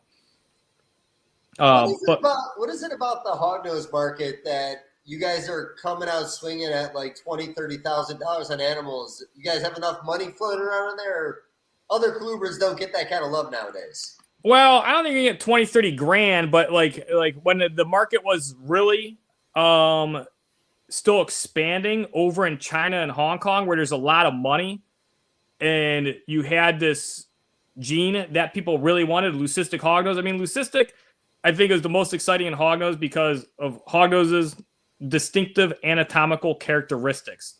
Their nose, they're very cool looking. So just having that in leucistic's pretty neat. So yeah, there was people paying $25,000 for the first male leucistics, and but at the same time they weren't releasing a lot of them. If somebody was like breeding a bunch of them and they were releasing them, I think they would have started out more at like 10 grand. And Chad remembers actually the ones that were being initially released in the early 2000s, those were 10 grand a pop for a Lucy, and I think the pair of hets were like 10 grand if I remember correctly. But he started at 5 because I was going to buy him from the guy in Colorado, and then he doubled his price, and I said no, I'm out, and I'm lucky I didn't because everybody had theirs confiscated then. Yeah. Then Brian Barczyk got in a lot of trouble. Brian did. I think Casey did. I think Casey never gets in trouble. They just took him away. Casey could have been like, yeah, these are illegal, and I enjoy them because they're illegal, and they would have been like, yeah, and then nothing happened to them. And Richard Evans had one too taken away, didn't he? I don't know. I don't know about Richard Evans. That was, I did a podcast with him. I should have asked him about that. I don't know. I thought he had one taken away, and then I thought there was a guy in Florida that had one confiscated too. Yeah, I don't know. I just remember. I know that I know Casey and Brian. I was really young then. I was like 14 years old when that happened. Brian had he had firearms drawn on him when they came into his house. Yeah, they did. They didn't have anything else to do that week, so of course. Yeah, it's like, I don't know if I had that job, and it's like, you imagine you got a captive born leucistic hognose snake. What if Brian accidentally reached for like something like his wallet and he just fucking shot him to death? He would have been shot to death for buying an all white snake. That's the society we live in, people. That's why we need U.S. ARC, because you got fucking stupid shit.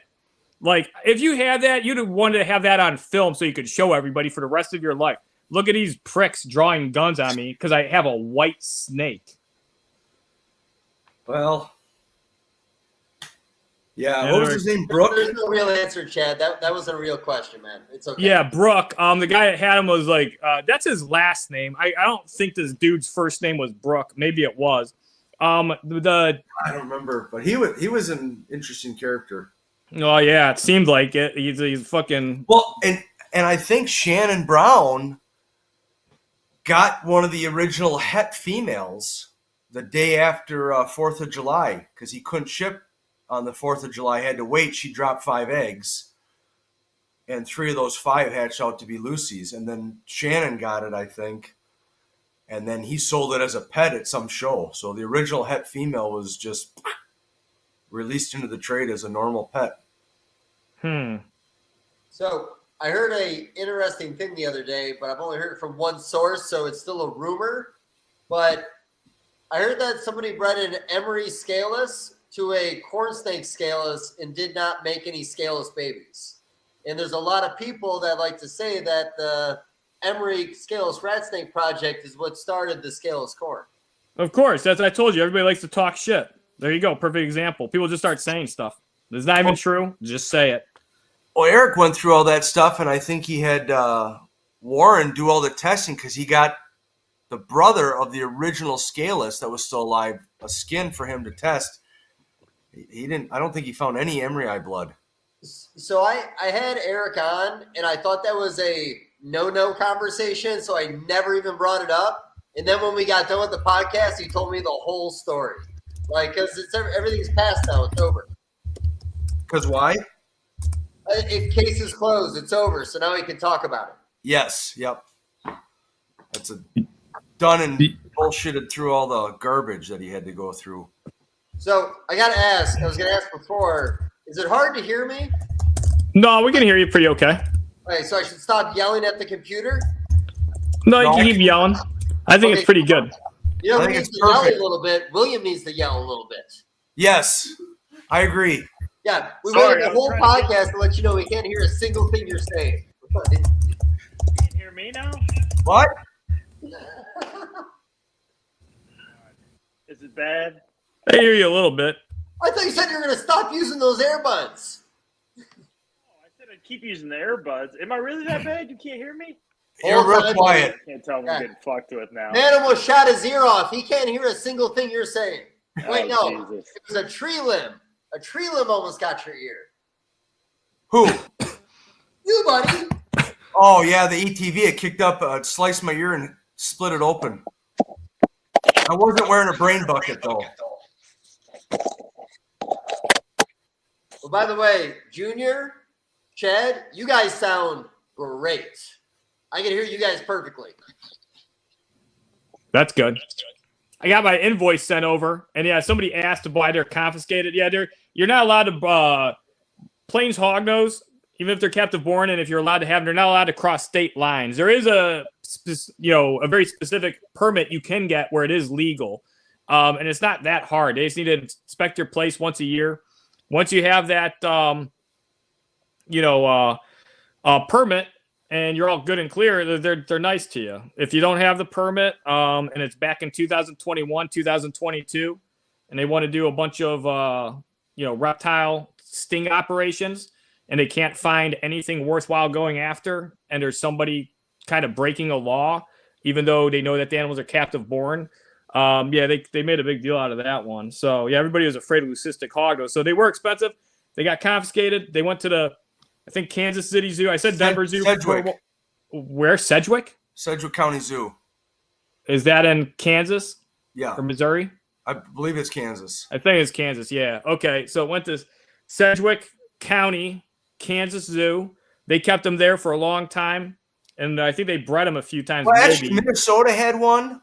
I heard there was some in Minnesota, but then Dave Kaufman told me the guy in the zoo there hates herpetoculture so much that he said he would never ever sell it, not even for $15,000. So yeah, I think Denver got a couple.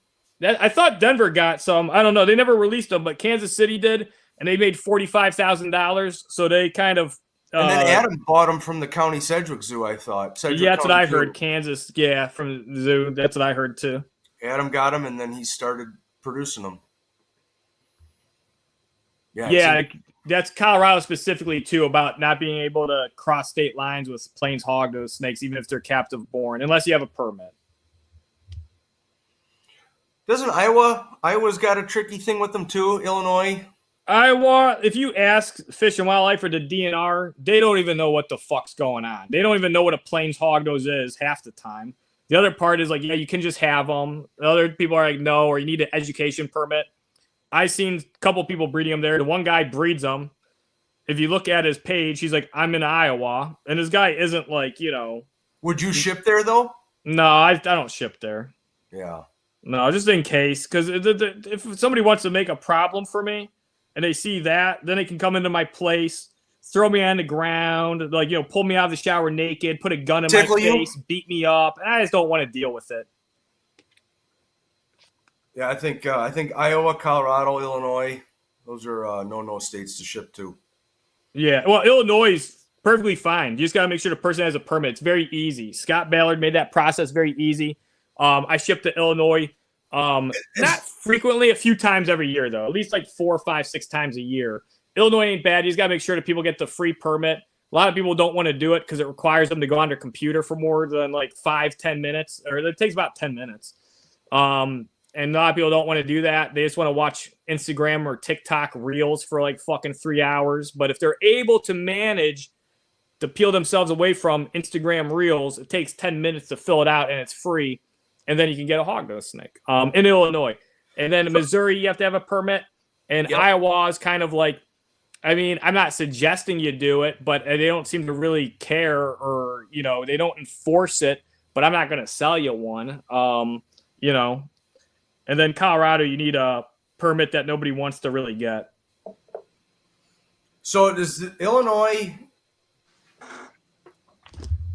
you know about my confiscation back in 2001, the first Kinley show? Oh, great. Yeah, let's talk about this one. More shit. So Dave Cath, I'm assuming, is still working the endangered species with Illinois. Is it Joe Cath? Yeah. Yeah, well, he's a nice guy to me. Did he do something bad? I don't like to hear that. Tell me the story. No, I love Joe Cath was very helpful. Oh, good. Yeah, because he's Joe Cath. I'm glad to hear that. He's still around, and he's like super helpful. He's very nice. So I'm glad I had many great experiences with him. Okay. So I had all the permits from him. Asked if I need anything else. Nope. He says, you're good to go. So it was 2001. It was Sunday. It was the second day of the show. It was the first year I'd produced albino hognose. I had one there on display. It wasn't for sale. And then 66 probable hets. Sunday morning, the guy comes up. It opened at 10 back then. Just a nice flannel with a vest. And he's like, what are these? I'm like, Nascus. He's like, pulls open his vest. He's got a badge. He's like, grab this, and this. He grabbed 7 normals. We went to the front area where you check in. They fingerprinted me, detained me for almost 4 hours, fined me $25,000. I was trying to get Joe on the phone. I couldn't get him. He wasn't answering his cell phone or his office number, but it was Sunday. February of 2002. Well, anyway, so the whole point is I needed a permit from the conservation police as well back then. So they've got 2 organizations in Illinois. Here in Wisconsin, we only have the DNR. And then I got the judge on the phone in February, and he's like, look, I don't care what this is about. Send me over a fax in the next 5 minutes saying you're relinquishing the animals to the state. I'll drop all the charges and the fines, and we're done with this case. I said, done. And that was how it ended. And then they kept your hog nose? Yep. What did Joe say? I don't even remember. What the fuck? Joe couldn't help you out? Why couldn't he just call him up and say, hey, guys, can you stop being dicks? Well, I think they went to Scott, and then I'm not sure what happened to him. Oh, but great. Back then, those 66 probable head albinos were, I think they were $750 a pair. Yeah.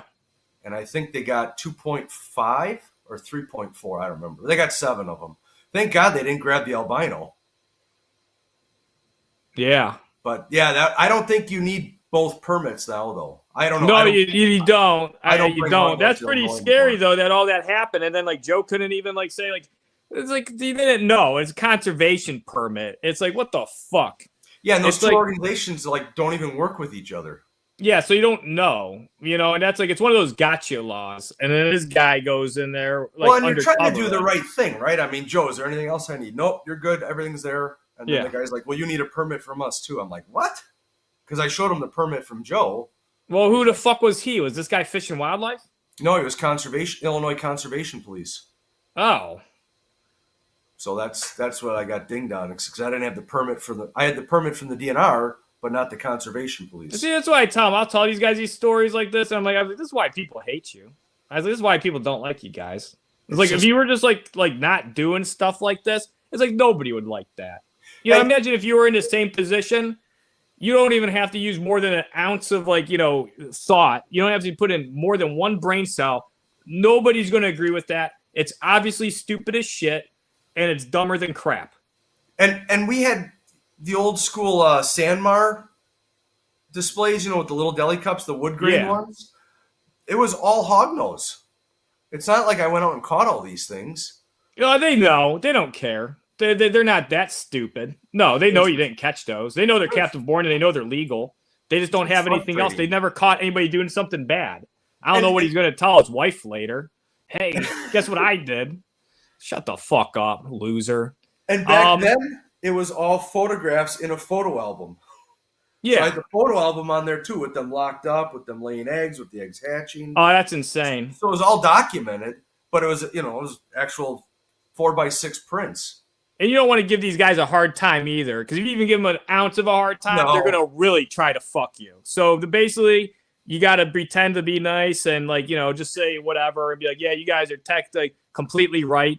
You don't know anything that you're doing. You have no idea. This is a gotcha law. These are captive born. These are legal. This is a bullshit bureaucratic gotcha law. But I understand where you're coming from. Everybody has to do their job, even if your job is completely asinine at some point and you don't need to enforce something, but you're willing to go ahead, whatever. So Lisa asked about Mexican hognose. Good question. Now, it's different depending on the insanity of the state that is overseeing it. Somebody sold some Mexican hognose at Tinley Park because they're like, oh, here's a loophole. They're Kennerly. Scott Ballard goes, because I talked to him about it, and he goes, we don't, basically, he goes, we don't see them as separate species. He goes, we don't, not even a subspecies. No, not even. He goes, well, yeah. He goes, we list them as like a subspecies, so technically they're same species. This guy got this Mexican hognose. He actually bought it. And so I talked to the guy on the phone because they were actually talking to me and asking me. And they were like, did you sell this to him? I'm like, no, I don't work with Mexican hognose. And they're like, yeah, we can't find the person that sold it to him. And then the guy that had bought it, he said he's like, yo, actually, I'm in a lot of trouble. I was like, really? They give me a lot of trouble for this? He goes, yeah. And so I don't know what happened. I don't remember the dude's name. I talked to him for about 20 minutes about it. But yeah, they thought they found not necessarily a loophole. They're like, they're listed as a separate species. I consider them a subspecies. I guarantee they integrate in the wild. But anyway, that guy got in trouble. I don't know if they ever dropped it. You'd think that they'd come to their senses. It's Was kind of this like this. recently? Yeah, it's a few years ago, like 3-4 years ago. Oh, geez. Yeah, scary stuff. Yeah, because I mean, Scott even told me don't even bring my bull snakes to. Don't even bring them to Tinley. You can't get a permit for those? He told me not to even bring them. So I said, fine. I don't bring anything. I don't bring any of the Prairie Kings, the Red Milks, the Speckled Kings, the Bulls, the Hogs. I don't bring anything like that to Tinley. I'm not dealing with permit stuff. I've got a bad experience, and I don't want to go through it again. Yeah, you have PTSD. You should sue the state for PTSD. That won't work. That won't work. Nah. So, are there any species you want to work with that you were forced to avoid just because of laws? Me? Yeah. No. What about indigos? No, I can get them if I want. Eastern indigos. Yep. All right. You don't need a permit? Well, you need a permit from the federal government, but it's I can still get them. Well, meaning that you avoided getting a species because you need to have a permit. Yeah. No.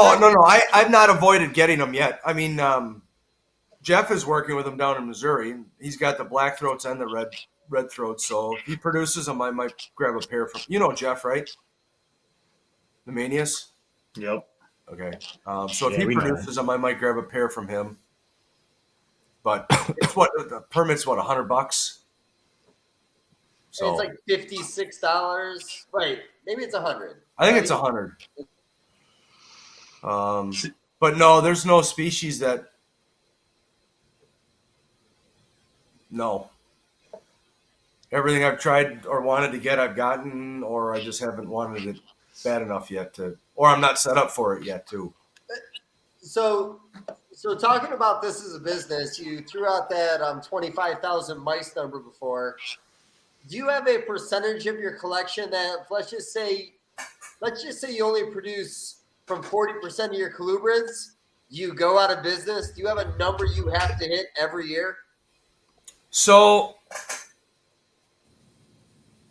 how this is set up is the colubrids pay the operating costs of the business. So we have rent for the building, which we rent from ourselves.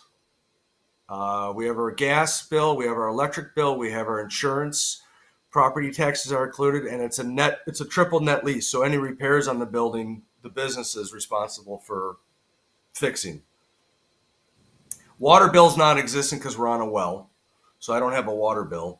I have a $5 a month storm sewer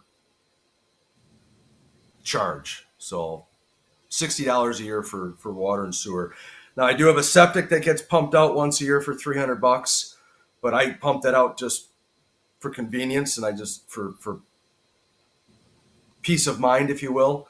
But that's taken care of personally through the family. And so as far as the number of colubrids that I have to hit, my operating costs are just what I explained: labor and then food.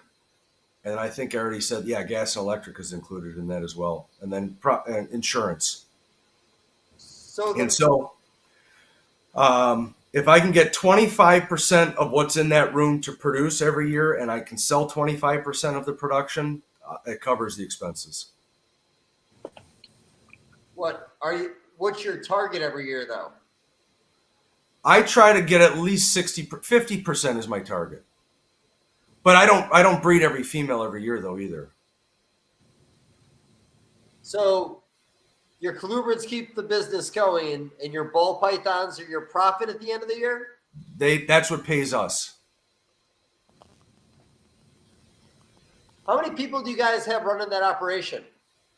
Evan and I, Monday through Friday. And then I'm here on the weekends and in the nights.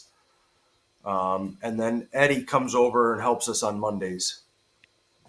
Do you guys use a shop vac to clean the colubrids, or you guys spot cleaning by hand? We don't use a vacuum anymore. I used to. It's all spot cleaning. We do that thing with the garbage cans with the cutout plywood. And so we say put it here. I'll clean this rack, he'll clean that rack, and it's just pull one down. We got the water. We got 2 water hoses, so we can each do our own waters, and then we got the buckets of bedding, and then we just replenish. Did you get away from the vacuum just because of that smell kind of going? Like, why did you get away from the vacuum? I think just because it put up so much dust. I was looking at some units that actually pull it right out of the building so you don't have to worry about it, but I've never had enough colubrids to worry about that. I looked at putting a central vac in the building here at one point, but it just, again, if something goes wrong, I'm ripping the walls open to get to it. Even if I went up above and then over and out, I still would have had to replace bust open the walls to get to it. And I said, I don't want to deal with that. Are you cooling the collection at different times of the year? Or are you going all cool at the same time, all breed at the same time? I don't cool at all. He already answered this, Dave. You weren't here. Well, son of a bitch, put a stop to this. What are we doing right now? That's fine. No, I don't cool at all. Anyways, shit. What's that? Nothing. I'm embarrassed. I don't want to talk for a minute. Well, you weren't It was a here. good question. I mean, it was echoing really bad, so it might not be a bad idea for him to talk about it again.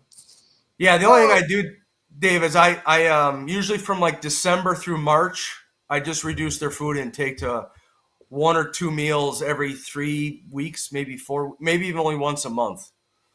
But I don't touch the thermostats and I don't touch any of the light cycles. And that's across the whole board.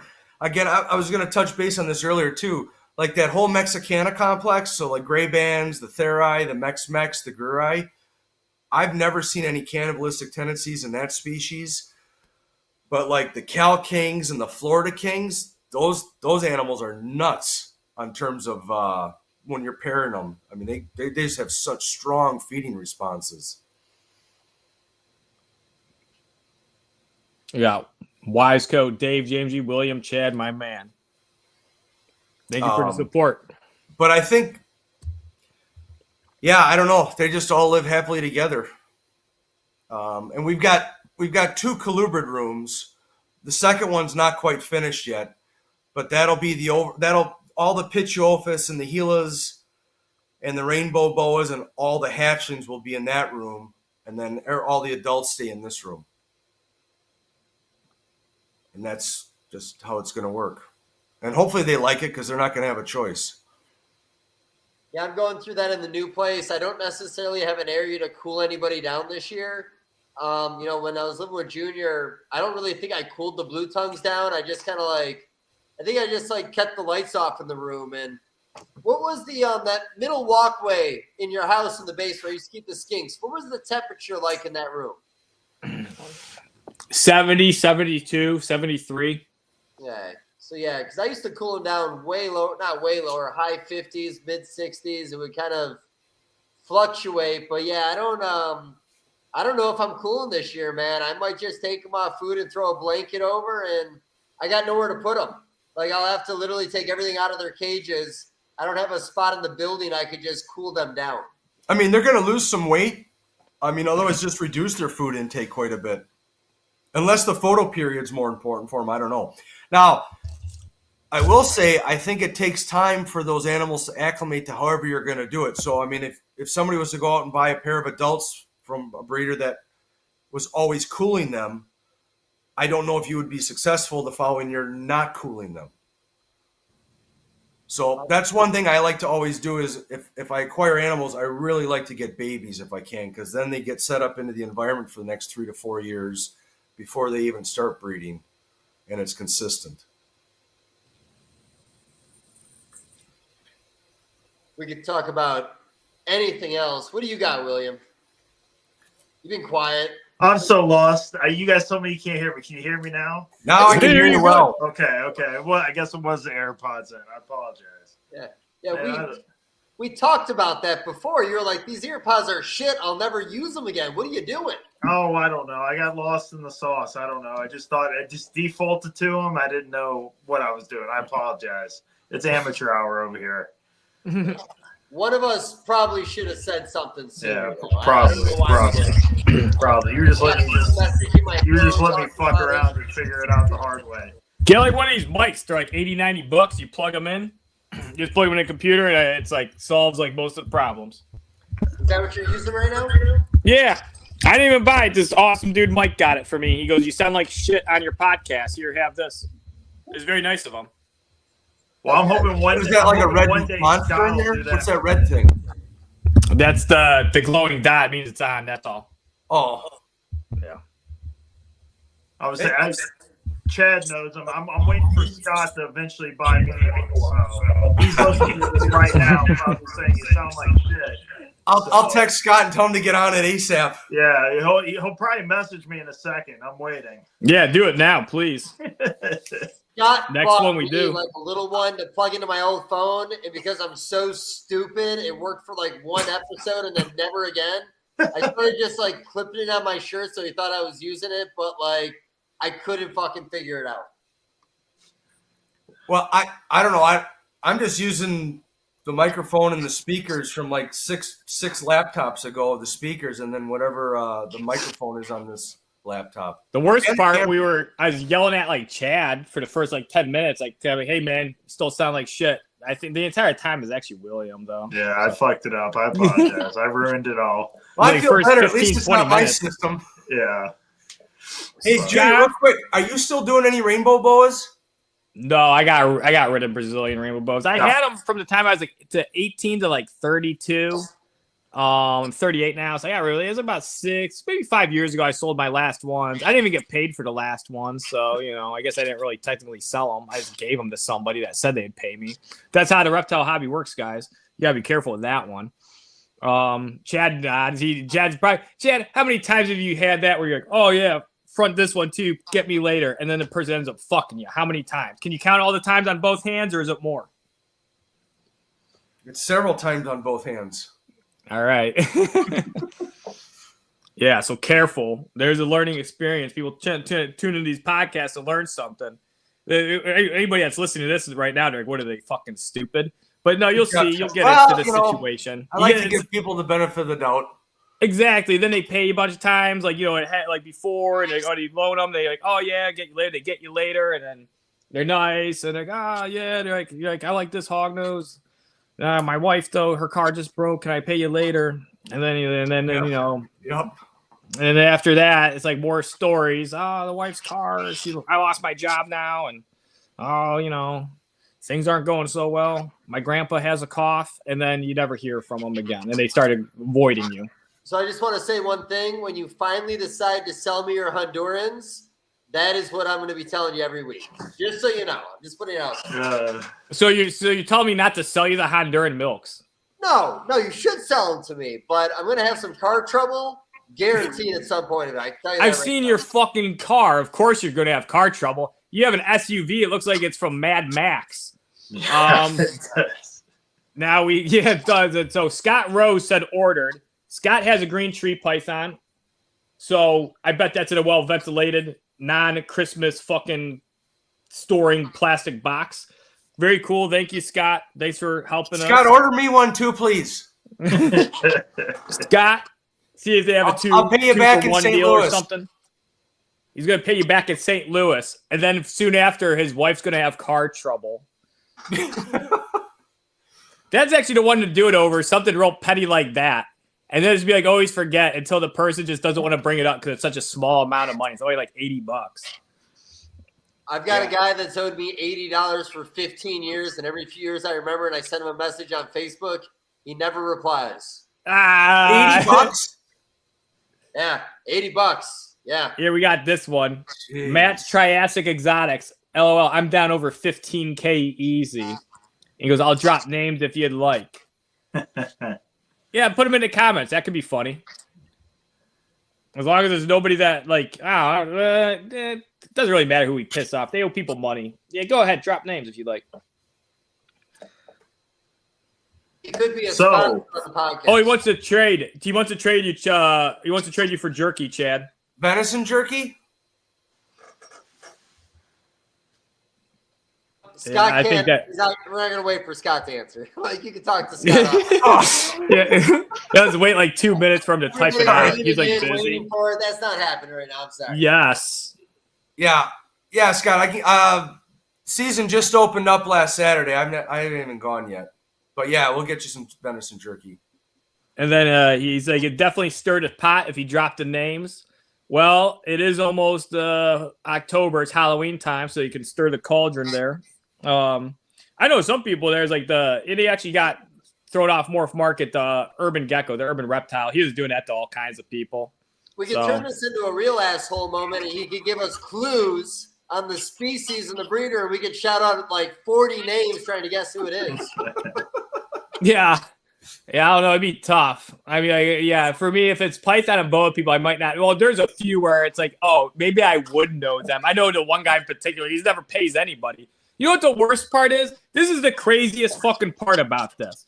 When people rip people off for like $10,000 and $20,000 or even more, and then they're still like appear to be broke and have nothing. It's like, wait a minute, you mean you're stealing animals, reselling them, you have your own animals, and you're still very unsuccessful? So you're a thief, and you're not successful at breeding or enough to where you're basically just able to pay for stuff. Like, that's pretty bad.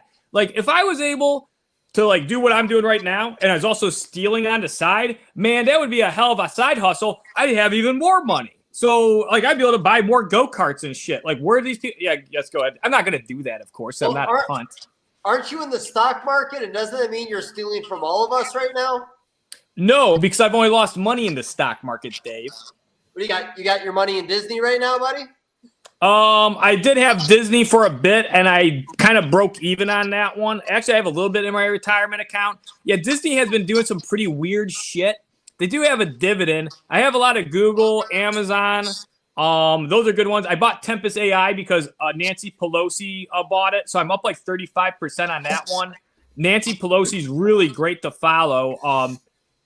God, I wish I would have followed Broadcom. This other guy, too, is posting on his stories. He posts all this, like, he's like a college, like, intellectual. Like, I think he's graduated college, but he's always, like, posting, like, fucking cryptic messages about the government. And then and he's like, Broadcom and these stocks. And he goes, he had Reddit in there. I'm like, Reddit? This was like from 5 months ago. I'm like, Reddit, that's a bullshit stock. The other ones look good. Well, now Reddit's up over 100%. Crazy. But yeah, I mean, the market's been doing pretty good. And just follow Nancy Pelosi and just buy good. Here, I'll give you, I've actually lost a decent amount of money on the stock market. So I know a lot of what not to do.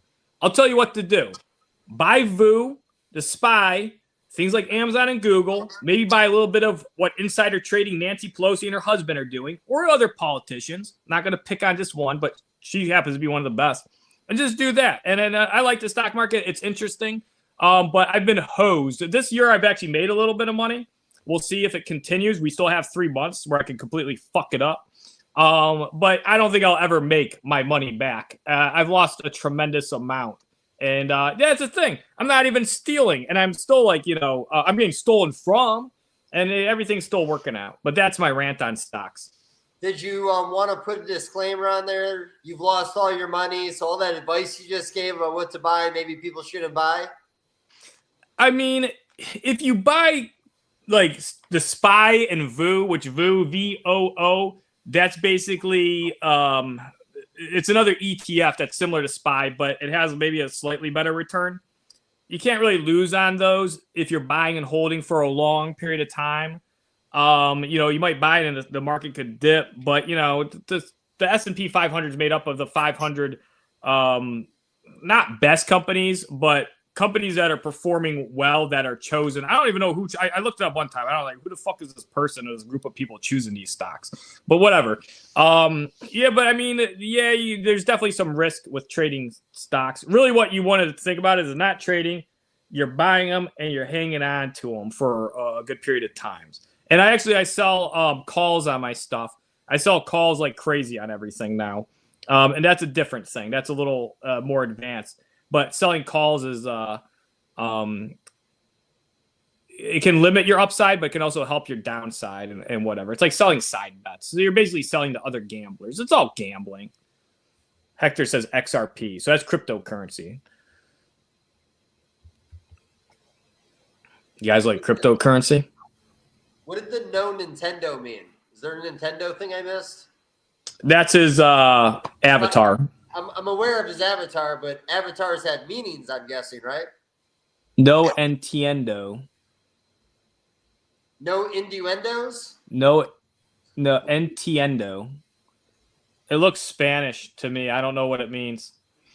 I don't know what the joke is. Hector, can you explain? He says XRP.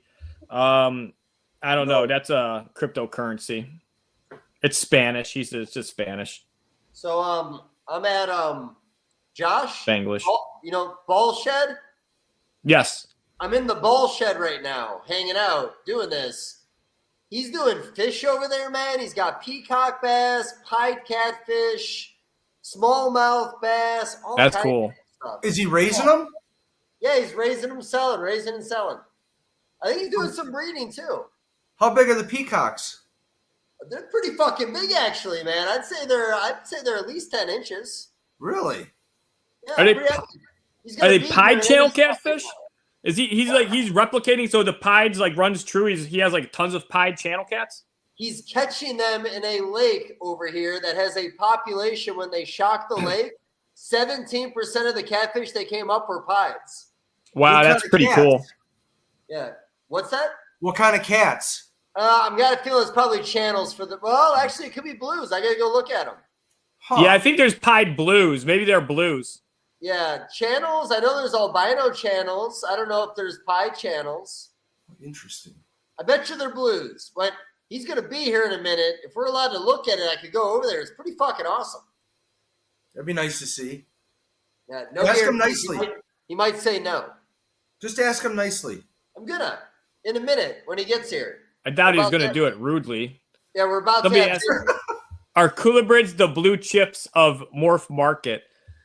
Maybe. I'd say so. Yeah, if you're going to put your money somewhere. I mean, it's a fluctuating market, but if we're going to try to compare it to like stocks, I'd say, yeah, kind of, because it's a culmination of, like, if you're looking at S&P 500, it's a culmination of many stocks, so maybe culmination of many culibrids. Culibrids do have like the market that kind of is most stable. Like bearded dragons and leopard geckos, I feel like sometimes I for a while I heard there was bearded dragons being imported for like $8 and like $12 each, and red monsters were like $50 each. Was that I think they were coming in from El Salvador. I don't know. Is that a joke? Wait, I heard bearded dragons. I thought we were talking about that market. Yeah, we're talking about bearded dragon. I think it's coming from like would they get rid of the iguanas? No, we're talking about bearded dragon. Oh, you're talking about green iguanas? Yeah, from El Salvador. I was talking about bearded dragons. I was aware of a breeder down there that was sending them in large quantities and was bringing the price down.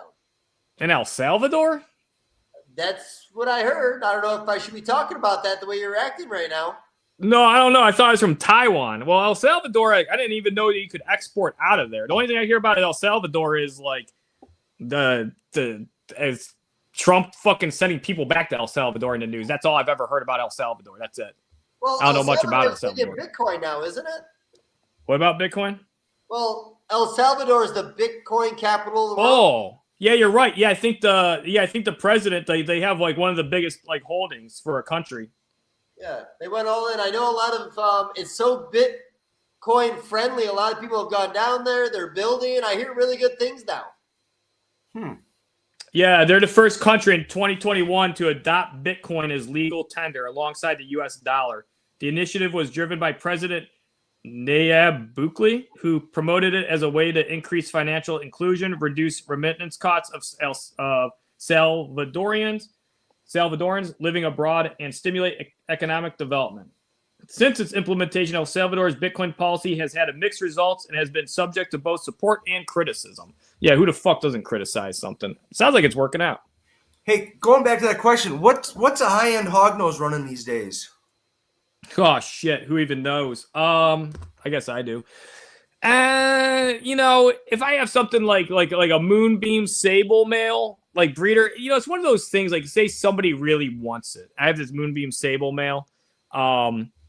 It might be worth like around $10,000. If you have like an actual breeder male, like prices have come down. Even in the last year, if you had asked me a year ago, answer would have been different. Sure. A year ago, year and a half ago, there's certain like morphs, you could get like a ton of, money for initial combinations. I think it seems to really be settling around though. Your highest end hog nose for new projects are going to be around like $7,000 each. I think 7,000 is kind of being the top line.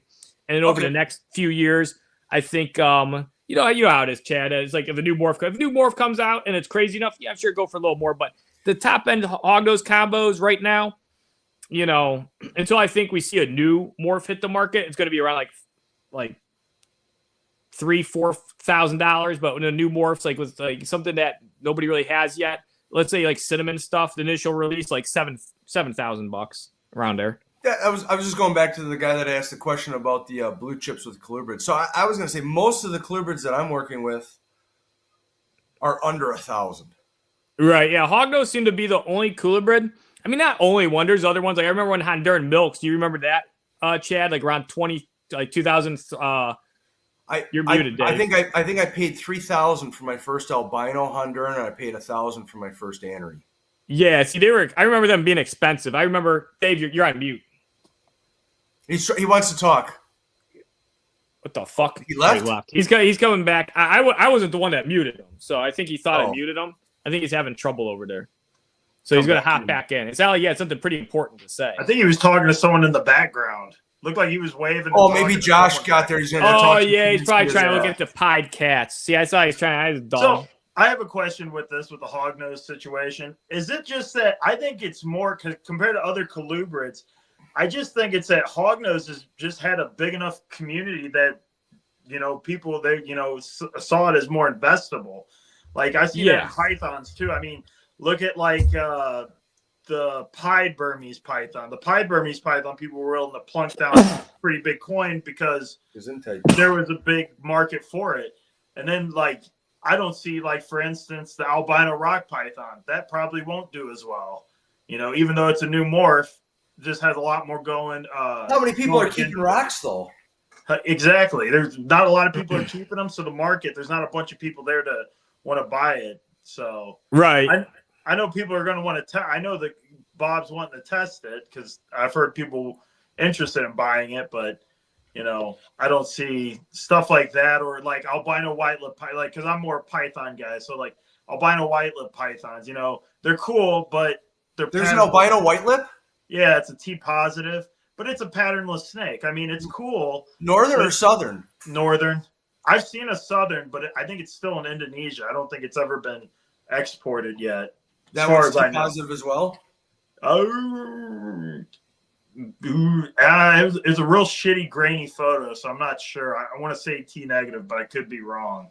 But like same thing with the albino olive and stuff like that. When you start getting into like these animals with like smaller niche groups, and then these people ask like ridiculous prices for them, and those like I said, the albino northern white lips have been around for years, and I don't hardly know anyone who has them outside of the few people who either gotten imports or actually, I think that's probably about it. I don't really know anyone else who's working with stuff like that. But I was just curious with the colubrids if that's why the hog noses, or just as popular as it. Because I know, what was it?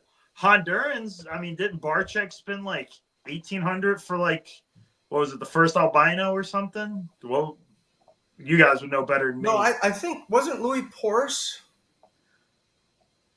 I know Brian got one of the first albino milk snakes. I thought it was like albino Honduran milk. I thought he got like one of the first ones. But I remember. It was, I mean, it may be wrong. Because Don Wilson of 7 Generations started with the albino Nelsoni, I think in 95 or 96, and those were 2,000. It was 4,000 a pair for those. No, I am not working with Kentucky pines. Craig has them. But Brian got the albino Honduran. And then Dave Doherty out of Texas had the Anneries. And then I don't remember who had the hypos. I know Norm Dam was like the first one, like tangerines. Yeah, is he still around? Yeah, Norm's still around. I should do a podcast with him because he's like pretty old and he has a lot of history and stories. Yeah, is he still keeping anything? Yeah, a little bit. Wow. He's like 86, I think. Wow. Yeah, I think Terry Dunham, tricolors, albino tricolors out of Florida. He really boomed up the combos of all the Hondurans back in the day. I think, Lenny Crisco. I think Crisco out of Florida is the one that came up with the hypos. Oh, and I think Bill Love, I think, came out with the Tangerine Dream hypos too out of that line. I think that's where that all started. I think. I could be wrong. This was a couple decades ago. Yeah, but the Hognose, I think they've held their price up a little more just because, like, I don't know, people just like their head structure. You know, they're so unique versus they're like small. I mean, they can fit in a lot of apartments, dorm rooms. Right. And Lampropeltis, even though I love Lampropeltis, they kind of all have a similar look. You know what I mean? If you have, let's say, like a tangerine albino Honduran milk, it does look way different than your albino Mexican milk, or albino, let's say, like Eastern milk, even though like, Eastern milks aren't widely kept. But a hognose is drastically different, and they're kind of like their own little niche market. There really isn't anything else like Plains hognose other than Mexican hognose or like a Simus or Platyrhinos. They've just always like to have crazy. Like actually, the albino Eastern hognose. This guy has some albino Eastern hognose now. I think he's in Texas. He's selling them for $15,000 each. Now I don't know how many people are buying them, but has anything been done to leucistic Easterns? I don't know if anybody has. I've seen leucistic Easterns pop up several times. I know you've seen it too, Chad. I don't think there's anybody that is successfully reproducing them because I know that one guy had a leucistic Eastern. I remember like Sean from Exacts by Nature ended up with it, and then he sold it to this guy that was like a fireman. That's right. And then the guy, the fireman, said he was feeding it like rat pinks, and people were telling him not to do that. And he basically told everybody to like shut the fuck up and that they were losers. And then the snake died like a year later. So I don't know. It was really weird. So, like, if you keep anybody that's told me that I can keep Eastern hognose on a road, I told some girl, I was like, I want to keep that thing on a road to diet. She was, this guy told me I can. I'm like, here's the thing, I'm not an Eastern hognose expert. I don't keep them, but I do know a bit about them, and I've heard a lot of stories over the years. I do know they're more specialized amphibian feeders. See, Nasiccus in the wild, sometimes they're eating. They're eating reptile eggs. Sometimes they'll eat rodents, especially as small adults. They'll even find little birds every now and then, like fledgling, like meadowlarks or killdeer. And they're a lot more varied. Eastern hogs, everybody's like, so this girl got one, and I told her, I was like, I want to do this. She messaged me like a year and a half later. She goes, yeah, I should have listened to you. And then I've heard of a lot of bad stories. I think if you kept them just on an alternative diet, I think Eastern hognose could be great. But I would make my own diet for them or feed them like strictly amphibians. And that would be it. Nowadays, there's so many more different kind of prey availability. Like you got reptilinks, they have frog links. Yeah, but they're kind of rudimentary. It's not like you're getting the whole frog. Oh, it's the whole frog. Yeah, they do it with the iguanas. They'll grind it all up. And I think with the iguanas, I don't know though, but where are they getting the whole frogs from? Because from what I understood, it was just the frog. They get them from the ponds. What ponds? Wherever they're breeding their frogs. I don't think they breed their own frogs. Are they whole frog? Yeah, I thought they were. Yeah, if they're whole frog, that's really good. I thought they were always just frog legs. Putting into those things. Yeah, they do it with the iguanas and stuff. I feed them to my black-headed python. Iguanas, I understand, because you can get iguanas whole. You can buy iguanas whole, sure. But frogs, getting them whole isn't necessarily easy unless you're buying them from the markets. Like there's some markets like in Texas and California where they sell them whole. But if you were to import them, I guess you could import them from a farm before they strip or they turn them into frog legs, and then they sell the byproduct, or unless you're able to buy the byproduct. But if they are whole frog, then I think those would be a good alternative. You're telling me Josh Frogs ain't pumping out enough frogs to make links out of?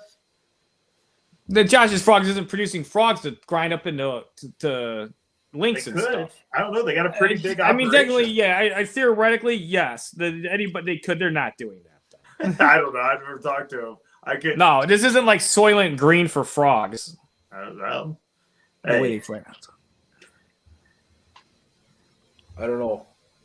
I never tried reptilinks, but I've seen their advertising that they use the whole prey.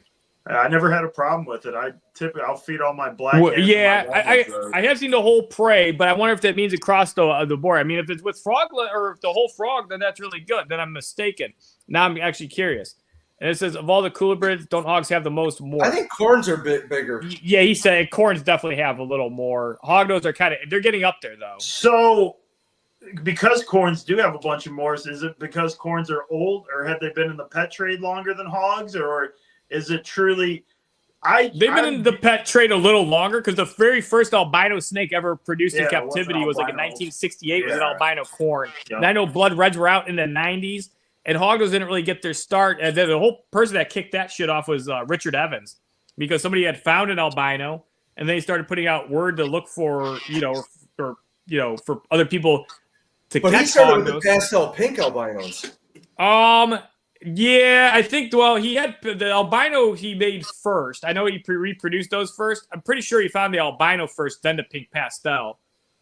Yeah, but I thought he traded something for the albino. He traded for the albino. Yeah, he traded for the albino. Somebody caught the albino and they traded for like pythons and boas. Mm-hmm. And then the pink pastel somebody caught nearby. And then the hypo hatched out from a wild caught female. And that was all within between 1990 and 2000. I think I should have asked them the first. I got to email them again because I had a bunch of good questions in the podcast, but I missed a few. Like, what year was? I think I may have asked me. He didn't know exactly. I think it was around like 93 to like 97. All of this happened.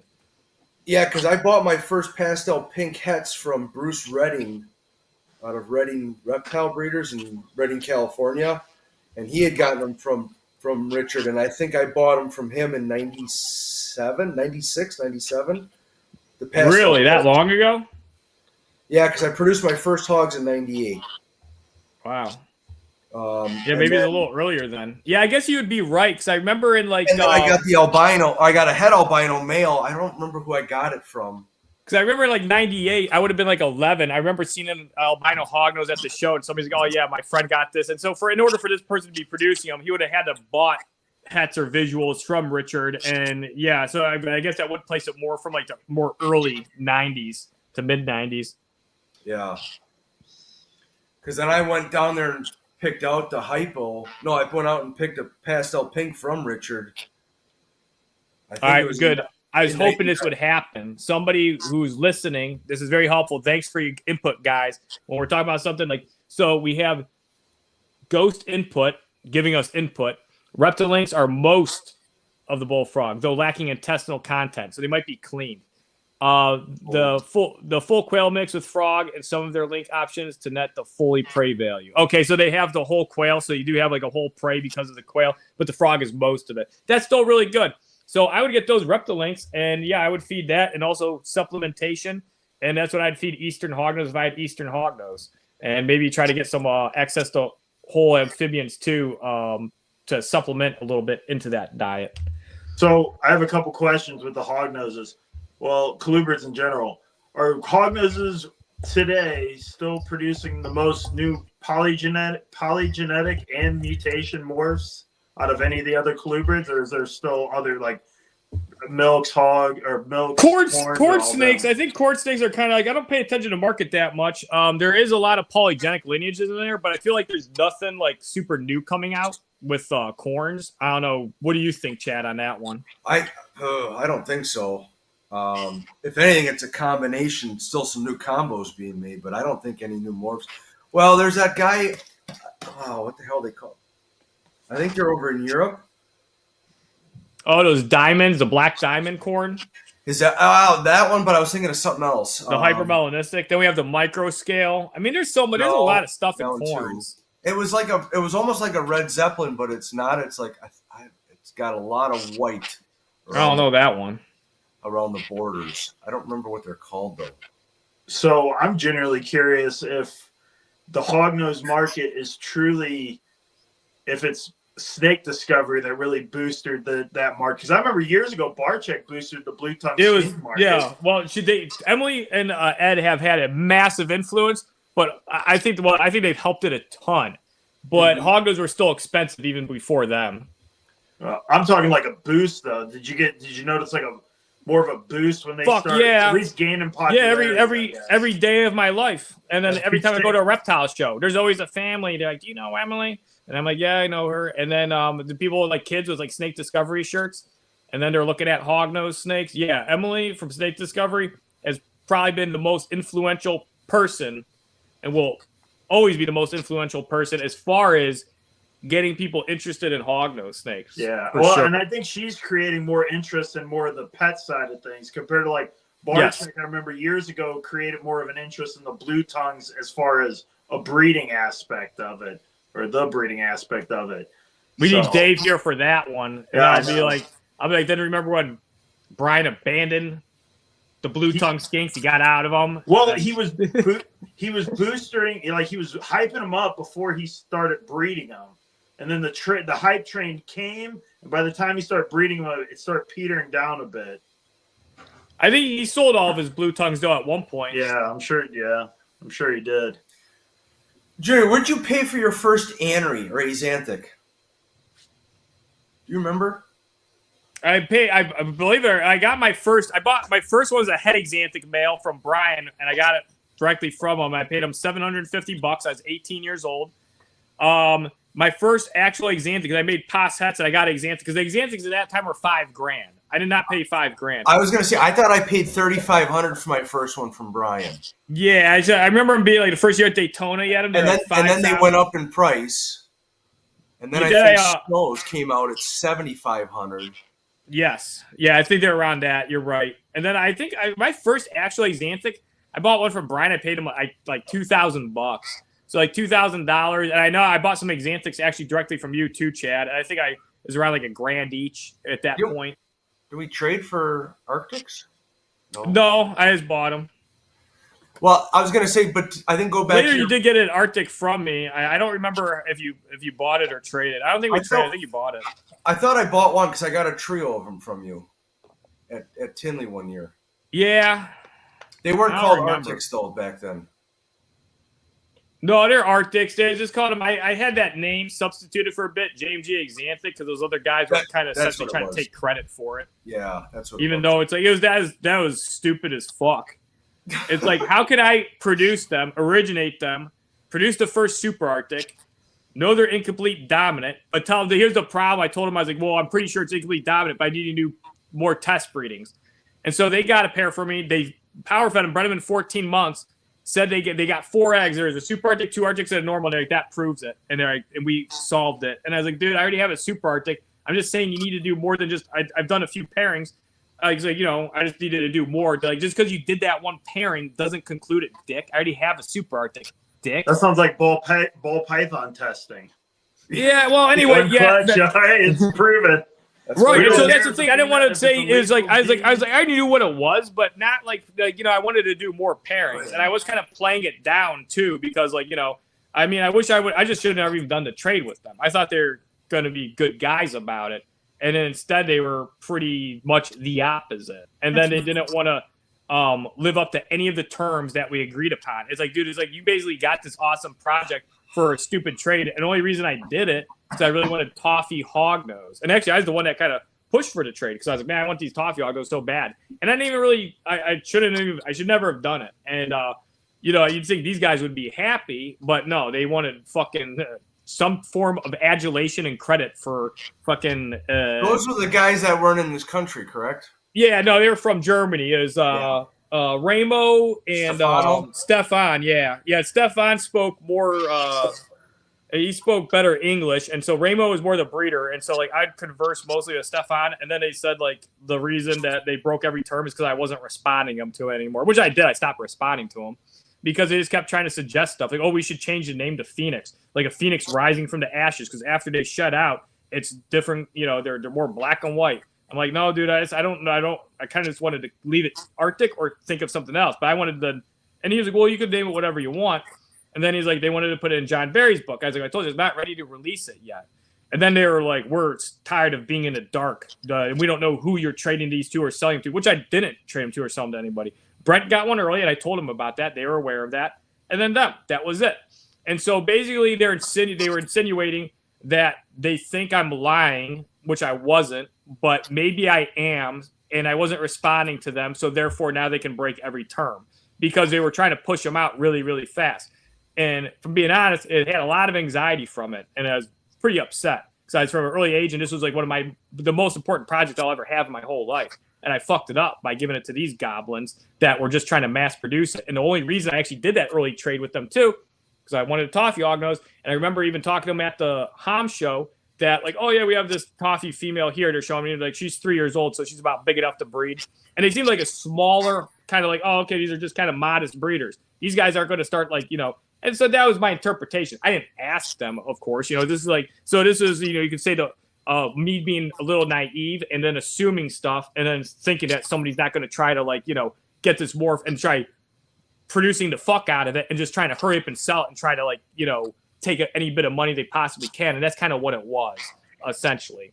And so, yeah. And then there's arguments over that and everything. And I mean, they ended up getting some flack from it because a bunch of people were messaging them. And so then it's basically kind of like dumb shit you see online now where like we stand in solidarity with Jeff. We're going to call him JMG Exanthic. So that's why that temporary name was there. And it wasn't really necessarily the snake does remove most red and yellow pigmentation. Obviously, it does a lot more than that. It accelerates black pigment. It also changes the iridophore structure. But in a sense, it does kind of have some exanthic effect. And so that's what that name was there for a short bit. And then it just changes back to Arctic because JMG Exanthic doesn't even sounds kind of dumb. And it doesn't really make sense for the phenotype of the animal anyway. So, yeah, it was pretty messy. And I was young. I was like 23 when all this happened.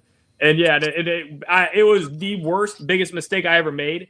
And, you know, hognose are all my stuff. But, you know, my dad was aware of it because I showed him what I was doing. I was like, yeah, I'm going to be training. My dad actually told me, sometimes my dad's very right about stuff. He goes, man, I would not do that trade. I said, yeah, but I really want the toffees. My dad's like, you can do whatever you want. They're yours. He goes, I wouldn't do that. And I shouldn't have, because then they ended up selling out their collection after a lot of that drama and stuff. And they sold some of it to Philippe. And Philippe doesn't usually like investing much money in this stuff. So he would have been later in the party with Arctics. And there would be less Arctics and Super Arctics on the market today for sure if I didn't do that big fumble at an early age. You know, so everybody makes mistakes. Project Soul was really good. But yeah, that fucked me up for a bit. Interesting. But so I think going back to the whole thing then too is even, I mean, the big expensive colubrids years ago, I think, were the albino Hondurans, the albino Nelsons at 2,000 and 3,000. And then all of a sudden the hogs came and it went whoosh, the palmettos, weren't there some random palmettos were $4,000 occasionally that shot up a little bit? Yep, palmettos were $4,000. I forgot about those guys. Yeah, they're like 4,500. I heard the black diamond corns when they come out with them. I heard they're going to be about like $5,000 for visuals. That's just what I heard though. And we could only buy palmettos for the first couple of years. It was only females. You're right. Oh, didn't oh fuck, I just had it. Oh, didn't the scaleless corns? They wanted a ton for them at first. Yeah, I think I remember. Did they? I don't remember. I thought I paid less than $2,000 for mine. Okay, Hogs on Horizon asks, out of curiosity, why aren't Mexican hogs popular? I don't know much about them. Well, I think for one, at Nasicus, there's all these morphs. And there's all these different projects you can work with. And Mexican hognose, you'd always see more locale people with them. There are exanthics with Mexican hognose now. But Mexican hognose are a little tougher to feed than plains. So it's like plains became the more dominant and popular choice because of the morphs. And they tend to be easier to feed as babies. Mexican hognose seem to be more specific to lizard feeders and, you know, amphibians too. And it seems like their diet is a little more narrow than plains. Chad, you work with a lot of well, I don't know if you work with a lot, but I heard you mention them. But you work with like gray bands and mountain kings. How are those babies? I've heard gray bands can be a pain, but how do you find them as far as your production of them? Well, first time I bred gray banded kings, I got them from Lloyd Lemke in 1991. I was living at my parents' house, and I think that was one of the years that Lake Michigan froze over. It was really cold, whatever, 93. And where I used to brumate my snakes in the electrical closet in my parents' house, I had a female alterna in her water bowl, and skim ice formed over the top of it. Oh, jeez. But she came through and produced good clutches. And I think the hognose too, and I really did it with Theri, as I didn't always keep the best looking, but I kept the ones that always took the frozen thawed. And I think I stopped breeding gray Alterna in 98 was my last year. And I think I produced 23 or 24 that year. And every one of them took frozen thawed on the first try. Oh, man. I think it was 3 clutches. Damn. And I still do that today. I don't always necessarily keep the best looking, but I keep the best eating because I don't like dicking around with scenting or any of that garbage. Okay. I mean, I'll try frozen a couple times. If they don't do frozen, then I'll throw a live in there. If they don't do a live, I'll do a split brain. If they don't do a split brain, then that's it. I just natural selection. I just don't have the time really to fart around with them. Right. You should try Reps in Texas scent strips. They're very easy to use. Who? Very affordable and very effective. What are they? Or I'll tell Reps in Texas scent strips. I don't have any with me, but they're basically gauze pads soaked with whole lizard and whole frog, and then they're cooked and then dehydrated. And so it's like really, it's concentrated. And you just cut off a little piece of the gauze, soak it a little bit of water in like a little cup, and you just roll the pinky in it. And man, it works better than actual frog or lizard. Like an actual frog frozen lizard I've used, the scent strip actually works better. All right, I'm gonna text you for that and that gel pack shit info. All right, yeah, the Webster. Yeah, dude, that whole like fucking crystals and soaking them and rolling them in foil. Yeah, you're gonna be happy to get these. There's like save some time. $50 will give you a ton of them. Yeah, you're gonna save some time for sure. That'll be good. Yeah, and I think that whole Mexicana complex. I again, that species, I've never seen them ever have cannibalistic tendencies. Huh. And Mexicana, those are you talking about Mex-Mex? Mex-Mex, Theri, Alterna, okay. and Gurai. I don't work like with the Mex-Mex anymore. a lot. What's that? I like the Mex-Mex a lot, especially those high black ones with those red-orange sandals or red-orange saddles. Those are really gorgeous. They're stunning. Those are beautiful. More people should breed those. I remember my one friend was looking for one at an expo. There wasn't one single person there with a Mex-Mex. Really? Yeah, I've got a bunch of the Ultra Granites hatched out right now. I'm still waiting on the wild type to hatch.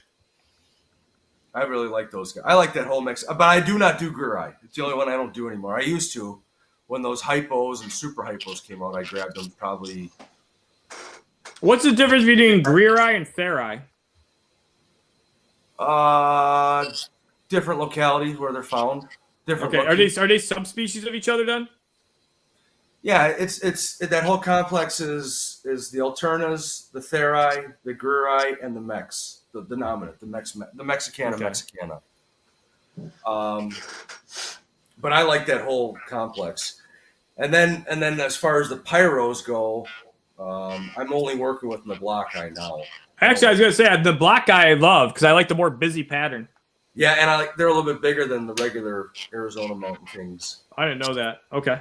And I think they eat better too as hatchlings. At least for my experience.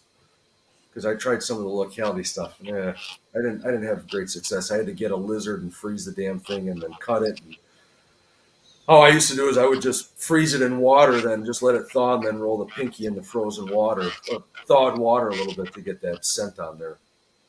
Yeah, I use hunter's soap for some stuff where I just wash the scent away, and a lot of times that works for a lot of my Antaresia and stuff, as far as getting a few picky ones that don't like the smell of mice or whatever.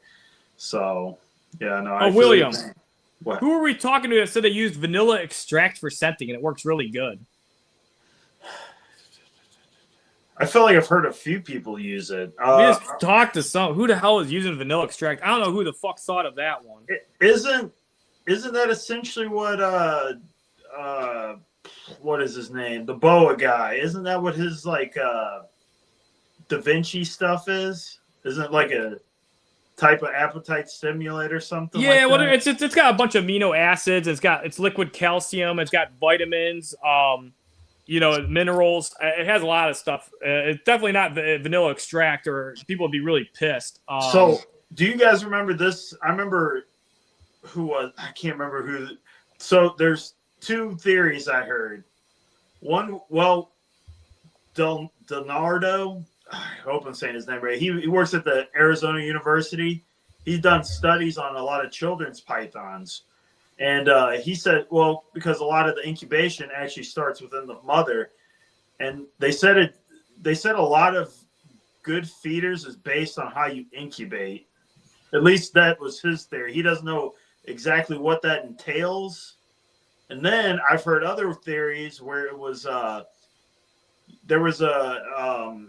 they were incubating alligator eggs, and they used some sort of strawberry scent. Strawberry, yeah. And then the alligators were more inclined to want to eat strawberries or strawberry scented stuff. So I've always was curious to try that kind of stuff. I just, by the time I get the That's egg, weird. I just don't think about doing it, honestly. Do you remember John Coote? I don't. No. Junior, you remember him? Who did he work for? But they were selling this little scent stuff. The business is no longer in business. I don't remember that name. He was always in Daytona. John Coote. Yeah. Oh no, I was shy when I was younger. Actually, I've seen him at Tinley in the early years too. But anyways, Yeah, they were like some selling people, this. like I remember shit from when I was like 15 or 18. If I was like 15 and 18, I wasn't talking to fucking anybody. You know, I wasn't talking to like 40-year-old guys about bringing snakes and stuff. I mean, I'd ask them questions and I'd walk away. You know, if about a snake, that's about it. You know, Goodbye. yeah, The awkward wave and walk away. Yeah. pretty much it.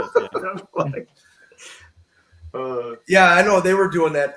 T-Rex. I think the company was called T-Rex. I think I've heard of the company. The company sounds familiar. It Sounds similar to Reptilinks. Reptilinks, they do the links, but they also do they call it like frog juice, gecko juice, and anole juice, where it's just grounded up anoles into a paste and you squirt it on an unscented pinky or whatever, something like that. I mean, you could spend all that money on that, or if you have a freezer, well, you could just make it yourself. You know, if you have your own lizards in the freezer or something. You know. Yeah, and I think what he was promoting or trying to sell, from what I remember, was that you could put a drop on the eggs during incubation, and they should be more inclined to go towards that mouse scent. Right. That's interesting. So the strawberry, so they incubated alligator eggs and they introduced strawberry. No, I think they rubbed the eggs with strawberries. Was it rubbed? They rubbed the eggs yeah, with it was strawberries. something along those lines. Yeah. Something like that. Yeah. All right, so I'd have to rub a bunch of pinkies against hognose eggs and see if that works. I always wonder if you took like Put them through a tea pinky bag. pump, just mush it all over the eggs and let them sit there. Yeah. Yeah, right. See, I was always thought See how about this taking- rotting mouse paste will do for my egg incubation. My Right, eggs well- are going bad. I thought about doing it with it could be pretty gross, but I thought about taking like a tea bag, shaving all the hair off of a mouse and just sticking it in there or something, but I'm sure that would start smelling pretty funky after a while. Maybe. Well, maybe if Maybe it's not like, bad that's skin, like hair. I feel like maybe if it's like a mummified mouse, then you're not going to get that. So maybe mummify a mouse and put it in there. You think it'd have much of a smell though? It sounds Mummified even mice? have- Hell yeah. You ever You go into might like have an old those- barn and there's like a mummified opossum? Yeah. Doesn't smell good.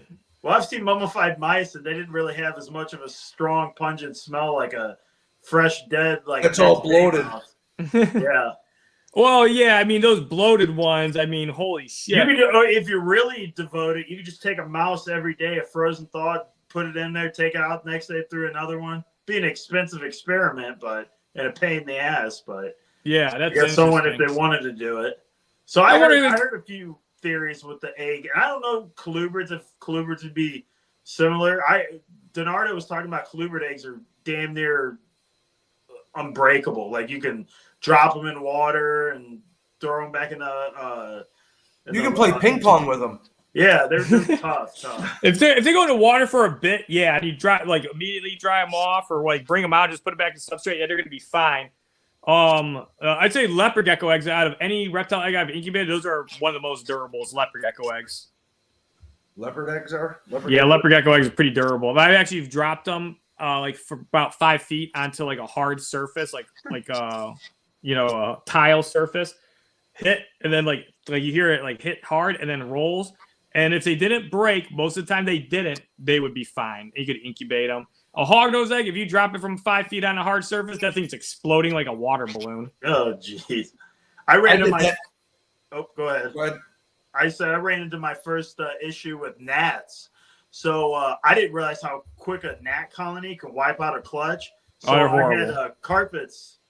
Was incubating inland carpet eggs, and the substrate was a little too moist, so they start leaking some embryonic fluid. Well, a few gnats got in there. I didn't pay no attention to it because I've never seen it happen before, so I didn't pay much attention to it.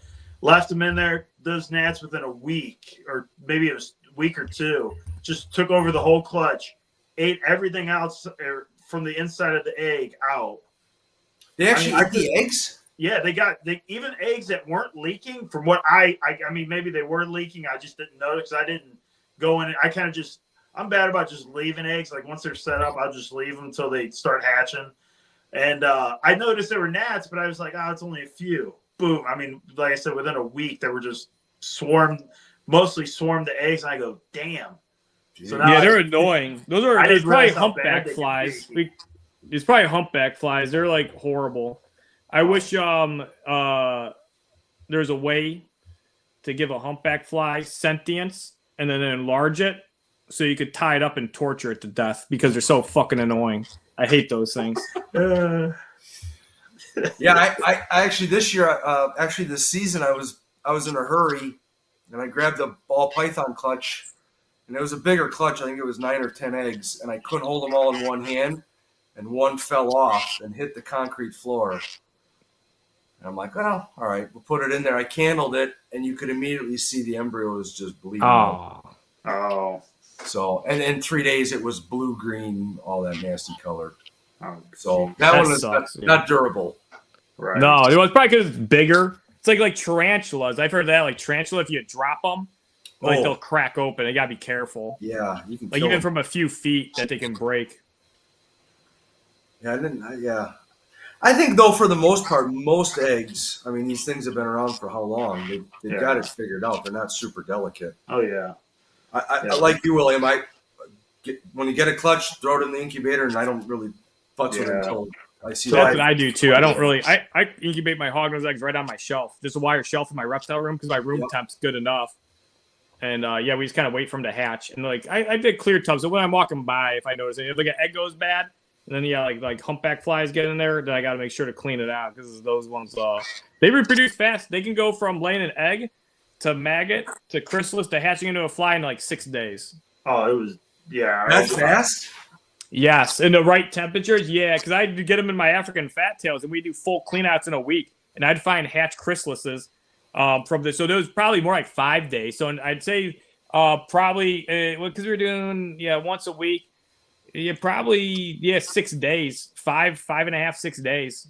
Holy cow, that's a quick cycle. It is. That's why they're tough to combat because, if you do as soon as you get one female, she probably goes and dumps a bunch of eggs, and all of a sudden, you're right. It's I don't know how many eggs they're laying, 20, 30 at a time, and then maybe and then if there's a bunch of flies, Dave left for a bit. We seen him. I think he's talking to Josh over there. He was trying to get pictures of a piebald catfish for us or video of it, but. I think he's probably helping Josh with something. Right. Yeah. Putting him to work while he's staying there. He's probably get off the fucking phone. Right. I don't know. But I think just to go back to the initial question, I really don't think – I think the hognose, even early way back on, were higher cost value than – pretty much any other colubrid out there on a consistent basis. Okay. So is it because you think that – because, I don't really follow the hognose market outside of occasional Morse I'd seeing junior stuff, but is it because they've consistently come out with new Morse without much of a break like some of the other species where you might go, year – like with leopard geckos. I remember when leopard geckos were big, then the Morse or – the line, I don't know if it mostly line bred stuff or a handful of Morse or something like that, but they just kind of petered out, and then the crested geckos took over because they started popping out new Morse. Now you're starting to see them kind of fall to the wayside a little bit. So I didn't know. I guess as hognose, do they just consistently come out with something new to keep it going? So far, I think it was in '99 or 2000. I tried to buy an albino hognose. I think they were $1,000. In 2001, when I produced my first ones, they went up to $3,000 a piece. And then I think they stayed at that level for a couple of years, and then they came back down to $1,500, and they were at $1,500 for several years. Yeah. And then I think in 2004, 2005, the Xanthic came out, and then I think 2007, 2008, the Snow was made. But those were all high dollar amounts too. Yeah, and then the Conda came out right around that time. Was it 2006 or 7? I think we paid $4 for our first Conda. That sound right? I paid $3,500. I don't know if it's because I know I paid $35. I may have hardballed him, and I know because he only sold 9 that year. And I know you got one because I remember you guys bred it surprisingly fast, and you had like a few like babies at Daytona that season. Yeah, that may have been 2008, 2009. I think that may have been 2009. So yeah, and then the lavender. I remember the lavender. Lavender came out shortly after because I remember seeing pics of the first lavender when I was like 21, but they weren't out yet. David Turcotte, I think. Yeah, that's Dave Turcotte. Yeah, then lavender came out right around 2014 or 13. I mean, there's like those early releases. I remember what's his face, Jeff Clayton bought a bunch of those 50% possets. That's right. And in 2014, I released to the public the first Arctics. It's so was the Leucistic the first hognose that was sold for? What was some of the first ones sold for again? 20,000. The very first one before the confiscation, $10,000, and those I think. Okay. Well, from Chad said 5, but then he upped it to 10. I always just heard a $10,000 price, and from what I heard, Casey Lazick, I think bought like 2 visuals and a hat. I know whatever he bought is like $25,000. And then I know he was asking $10,000 for it. So those were the first hognose morphs that somebody is asking like that much money for them. I would say that had to be one of the first colubrids, just in general. That was probably the first colubrid morph that somebody asked $10,000 for and people paid us. That's interesting. I always find that interesting that the colubrids seem to have. It seems like it just seems like colubrids in general, like Python and Boa guys just said fuck it, they'll just throw a random price on it and see what happens. I mean, the first piebalgs when Pete put them out, weren't they 40,000? Oh yeah, there were something ridiculous. And I remember for years because of the I don't know if it was because of Bob would sell. Well, the Burmese were only like just under 10,000. Like there was like afraid to put them at 10. Weren't they 7,500 like in 1986, 87? Yeah. And then it was like Pete was the one that said, "All right, I'm going to slap $25,000 on this." Yeah, I think it was 25 for a male, 15 for a female. Yeah, because then after that, I think quite a few pythons. I think we're starting to go like Woma. Some of the first Womas in the U.S. I think were 15. Some of the first blackheads were like 15. I remember seeing Womas when I was really young. I'd been like 10, 11 years old. I could swore they're like $5,000 or something back then, something like that. What? Woma pythons. I paid $4,000 for my first pair of Womas. I know that, but that was after they had been on. I think they were 15,000 when they. When were some of the first ones brought in like the early 90s? Well, I think I bought my first Womas in 95 or 90.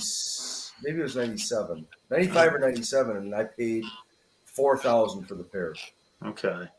Yeah, because I remember for a span there was like a lot more Python people were a lot more like I know Trooper Walsh and them were asking 10 to 15,000 for some of their designer green pythons back then.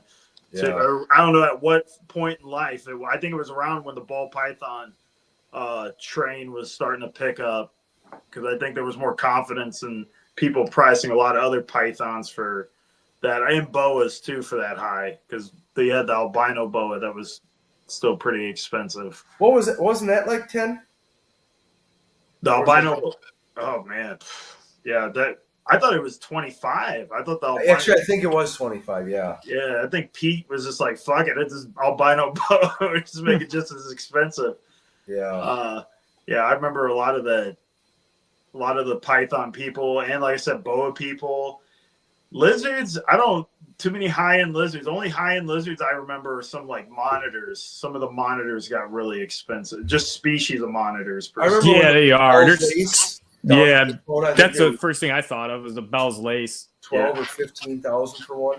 Oh, I think people were asking like 5 or 10K for like a captive bred croc monitor or something. Aren't they still around 5? They might be. Yeah, they should be. I mean, I don't think very many people should be able to own something that dangerous. So, But yeah, no, Well, that's I that thought- water monitor stuff. I know some of those water monitor morphs were going for pretty expensive when Kevin was producing more of them. Oh, that's right. And then there was that leucistic Nile monitor. Oh yeah, I remember. I remember in the Vivarium magazine. I don't know if Yeah. that ever produced it or not. And then what's out there right now? The albino Euromastics. Oh yeah. Yeah. Those are like $25,000 for females. I remember people. yeah. My one friend, he bought an albino female het male, and I think he paid like $23,000 for him. Has he produced them yet? He does a year ago. I don't know if they're ready to breed yet. I think they're almost ready to breed. They're stunning looking. They're very beautiful. Yeah, they're very, very pretty. And it's one of those ones where it's like Euromastics are kind of like they're more, you don't see them around like you would like a bearded dragon, and they're nowhere near as prolific.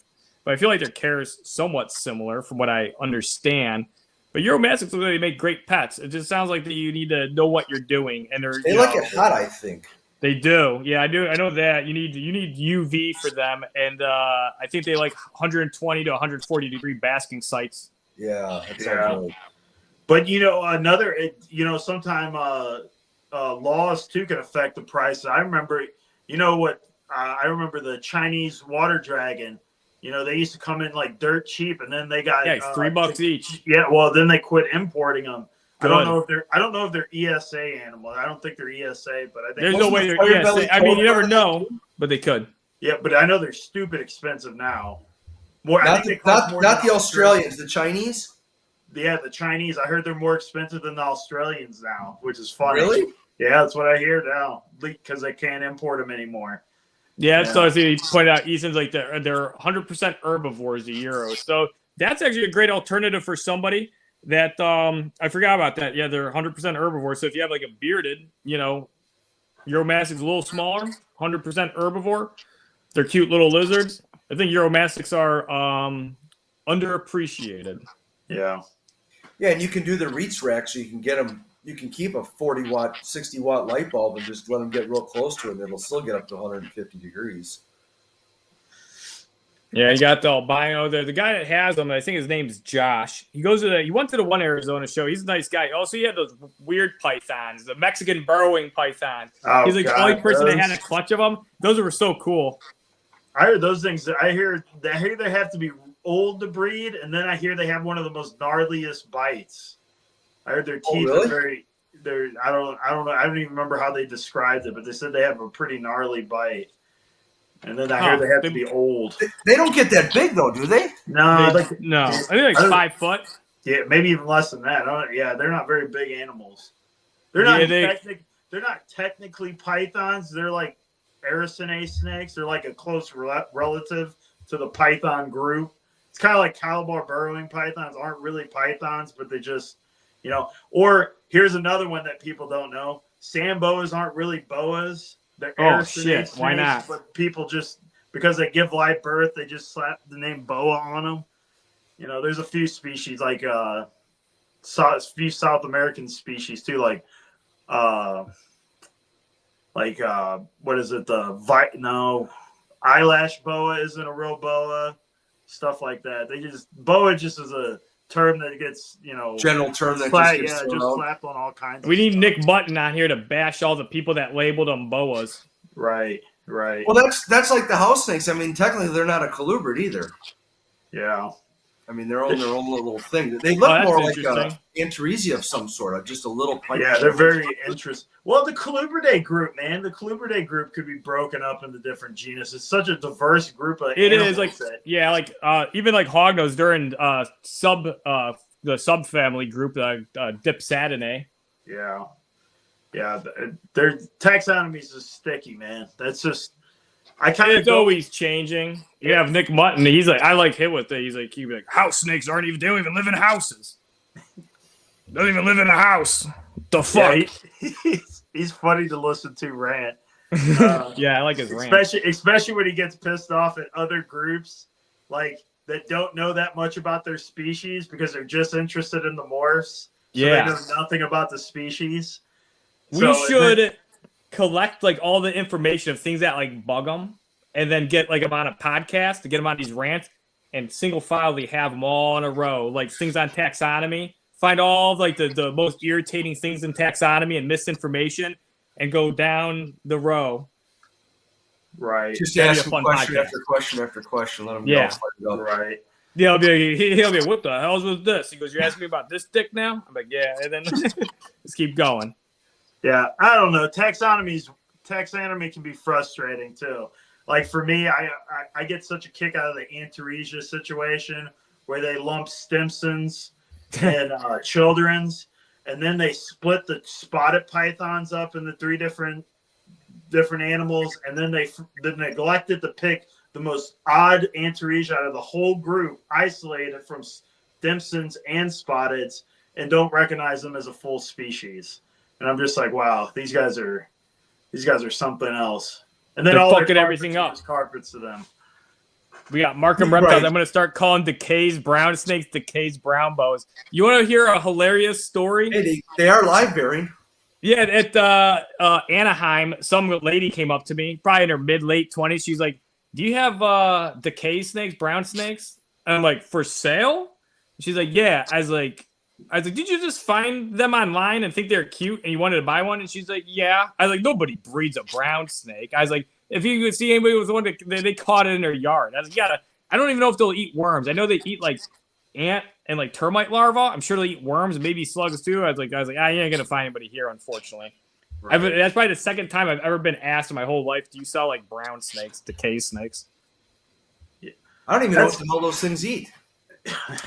They're small. I know they eat ant larvae, and I know they'll eat termite larvae. And I found a lot of them underneath flat rocks near like ants' nests. So I do think there's a lot of truth to that. But I think they probably eat worms. And maybe you're going to eat ant larvae. Maybe they eat worms. I've never I don't know. I think they probably vary their diet more than just strictly ant larvae. I mean, at least in Ohio where I find them, there's probably enough goddamn ant larvae for them to just solely eat that. Wouldn't be that hard to believe. But I bet they eat like slugs and worms too. Yeah, I've found them always under moist habitat or just crawling around it, but I have no idea what the hell they eat. And it said, why did they name rings Bostrochilus boa? Yeah, that was back when because when pythons were still lumped in with the boas, they had them all in the same grouping because they were just both large constrictors, big powerful constrictors, so they lumped them all together. Yeah. All right, we have this one. This guy's saying Nick Mutton. So we've got Nick Mutton impersonation. Morphs are genetic defects. The elephant in the room. We are aggressively, selectively breeding for less fit animals. We are breeding traits that should have never been passed on. Well, you find them in the wild, Nick. You can find yellow bellies. You can find pastels. So while there is some truth, there's a lot of mutations, and even I remember talking about a podcast, and he said it is kind of a bit of a marvel that a lot of these mutations don't have more defects because mostly what these mutations are doing are they're inhibiting or changing protein pathways, and these protein pathways can do other things than just pigment related stuff. But at the same time, I'd love to hear Nick go on that rant and talk about how like some of the stuff we're breeding is like maybe borderline, maybe not. Me, depending on how you're looking at it, maybe not the most ethical, such as something like spider ball pythons, and that one I could pretty much agree on, of course. And but there's a lot of genetic. Like, a lot of these things have like genetic, they are genetic defects, these mutations. Yeah. But at the end of the day, it's like, shut the fuck up. We want to have fun. It's like eating like an ice cream sandwich or something. It's not good for you. We know it. We know. Right. Well, the thing is, as long as it's not like a spider ball python or enigma leopard gecko, it's really good. So we got to have Nick on. Actually, that's one of my favorite people I've ever been next to at a reptile show. I kept trying to talk to him at Hillsboro. So he was a lot of fun to talk to, and he's got a lot of good information. Yeah, I think with the ball pythons have gotten better because I remember back even just 10, 15 years ago where people would keep back defective eyeless snakes, kink snakes, defective jaws. I've even seen stumpy snakes, snakes with you could tell they had a shortened spine because they had a shortened neck and all that. And people would still breed that kind of stuff because, it was the first ever of whatever gene. I've definitely seen a lot more steering away from that kind of stuff. Definitely. Yeah, I remember you'd hatch out something a big breeder would have a pied combo that looked like the Toxic Avenger, and they'd be like, well, his hemipenes would probably still function, so if we put him in there, he'll probably lock with the female, especially since it's this little enclosure and both pythons don't move around much, even though his back is at a 90-degree sharp angle. He looks like a protractor, but he should breed. I hate to call him out because you can still see the video up there today. But one of Barczyk's employees pulled out this caramel ball, and he said, I assist fed this thing till it got to 500 grams, and this thing's spine was just a zigzag, just from the base of the neck all the way to the tail, just zigzagged in its spine. I go, wow. And it survived? Yeah, oh yeah. I mean, this thing was like thick. This thing was fat. This guy was stuffing this snake. Oh. I was like, damn. But yeah, like I said, it's changed a lot since then. I mean, well, the reptile hobby, though, I mean, the way you look at like what they do with dogs. I mean, like not to bash, like pugs make great pets. Pugs, I interacted with one once. I was like, oh, these are wonderful dogs. I could see the appeal. Structurally, this dog is pretty messed up. You know, They can't pant correctly. They can't regulate their body temp. I know certain dogs, they have to have C-sections even in order to give birth. Yeah, I mean, or they can't breed. They have to artificial. Yeah, exactly. And so, yeah, reptiles we're not seeing as anything, quite that severe. So I actually think the ethics in reptile breeding is actually better than what you see with some cat and dog breeders. Like here's a cat, its face looks like a smashed croissant. They don't live as long, and it's like you're breeding on a less healthy animal. So I think the biggest issue I'm seeing nowadays that makes me a little nervous is some of the hybrid stuff, because I'm seeing there's one guy in particular I'm seeing promoting the berm balls, and with berms being regulated and quite a few are getting more regulated in states, what's going to stop Fish and Wildlife from saying, well, shit, if these guys are breeding hybrid pythons and we can't tell what they are, it just makes it easier for them to outlaw all of it, because how are we going to know what they are? Rather than them getting a different job where you can actually tell what you're doing. Yeah. Well, shit, how do you think some of the stuff gets in the U.S.? Some of the, I hate to even say, the big stuff, the big stuff gets here, just, they don't know what they're looking at. Just another ball python or whatever. Yeah, I heard of that one. I know somebody that got away with that years ago. They would ship different, like they'd ship as like beetles with their exports, or have them shipped to export with these beetles, and they'd pay them in advance. And then if they ever got busted, they would show them. They're like, "What the fuck? I didn't buy beetles." They're like, "Yeah, I don't want these. Like, why? They're not supposed to be in there." And then it'd be like, oh, "Okay," they just give them the stuff. But that was a long time ago.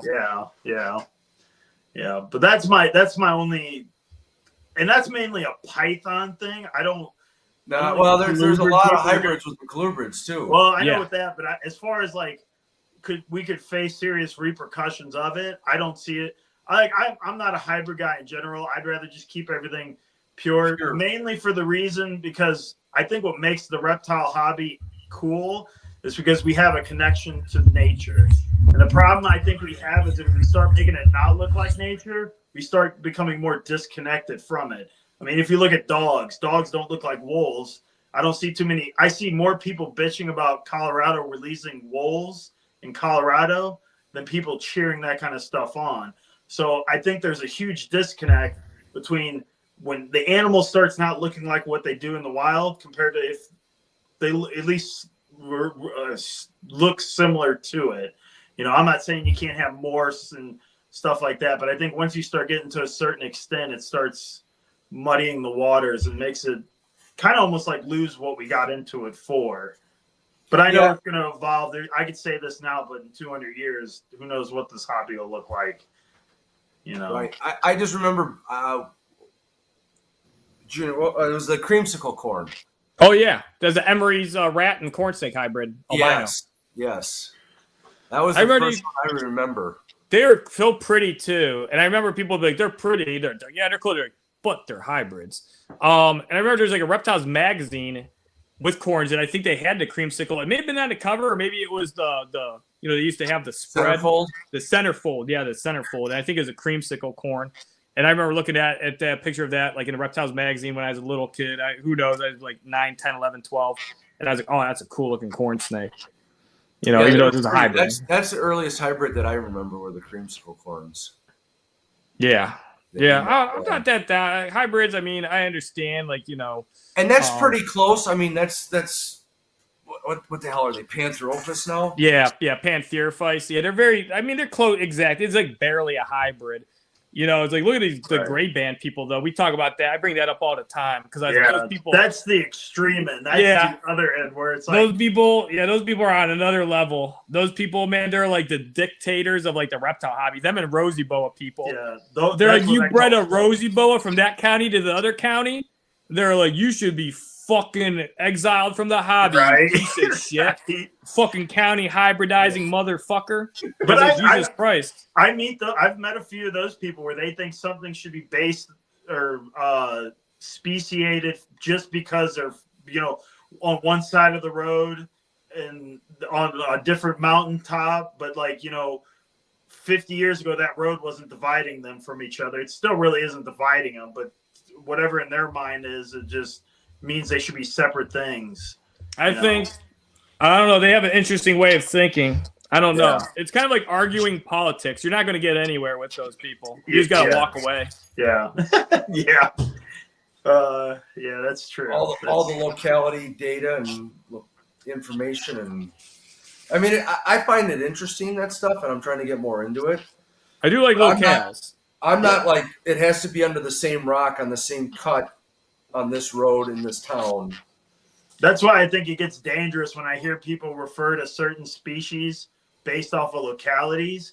Like when I hear people say green python localities, and I'm like, well, those are 4 different species. So which species, what locality of which species are you talking about? Because when I think of localities, genetically, there might be a color difference, but molecularly, there's no difference at all between them. They're no different between you or I, you know, compared to like a southern chondro and a northern chondro are vastly different from each other. You know, African elephants and Asian elephants are more closely related than southern and northern chondro. Oh wow! So that's what I mean. Like I think I like the locality stuff and it's interesting. I'm more just into the pure species, like, you know, and what I consider pure species, because taxonomists I don't know. They're like Nick will tell you, they're like individual groups that like holding that group hostage and won't let anyone else put any input in. Like you have like I think like one of the best examples is all the monitor lizards are lumped into one genus. You get like Komodo dragons and dwarf monitors are somehow that closely related, but so they don't get their own genus. You know, that's like that's wild. That's like if retics and Antaresia were just python, or Maleo python, or if you put, you know, retics and Antaresia or something like that. So I think stuff like that's kind of silly. I agree. But like I use like. Well, that's like with a lot of the milk snakes, they've all just lumped them now. Oh, did they really? See, that goes to show how much I follow. Yeah, they're all milk snakes. Really? They're all Lampropeltis, and you know, I would say they're all triangulum. They're all like Lampropeltis triangulum. Yeah. And then they're all subspecies. But you know, I'd say most of it makes sense for subspecies, like the eastern milks turning into red milks turning into central plains.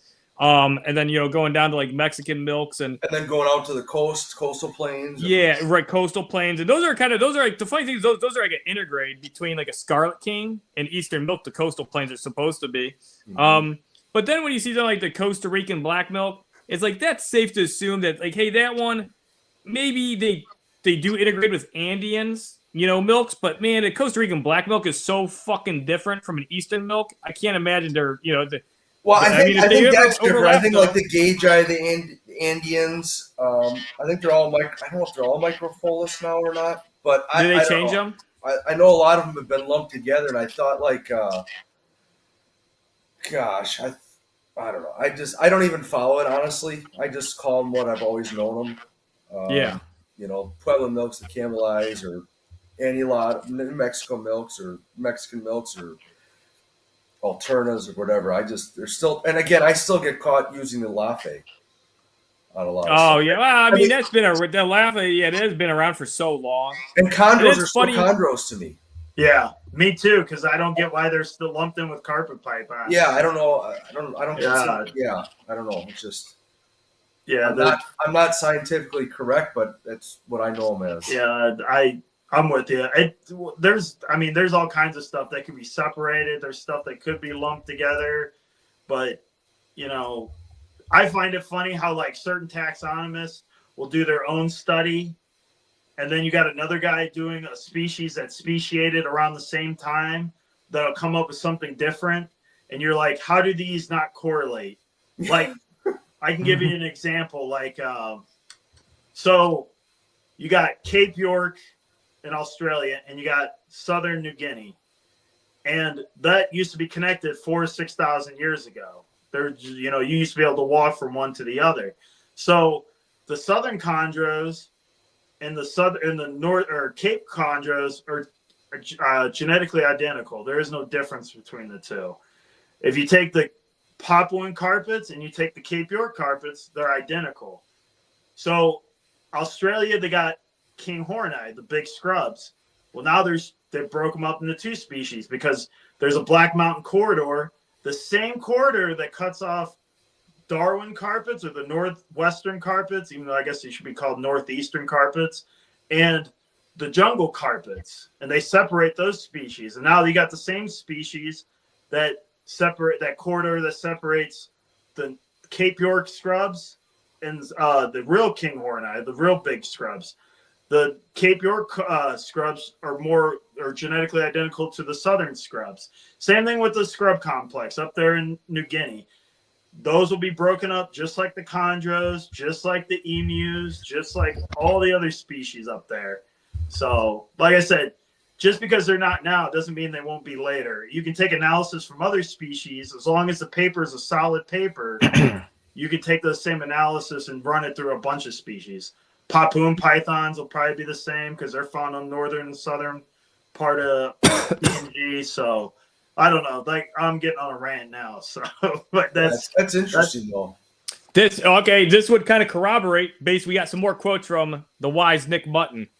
More from Nick. The general sort of non-academic herper's idea is that taxonomy is some rigidly regimented science where there are rules, but it's just completely made up and largely nonsense. Yep. That'd be great. So somebody comes out with this, like, I've done this study on King Horneye, and I think this is how closely related it is to this scrub python, and I think this is locality, and this is, this is the dissection of how I came to this conclusion, and they're showing all of it, and then basically the peer review is just like, shut the fuck up, asshole. Nobody knows. It's all made up.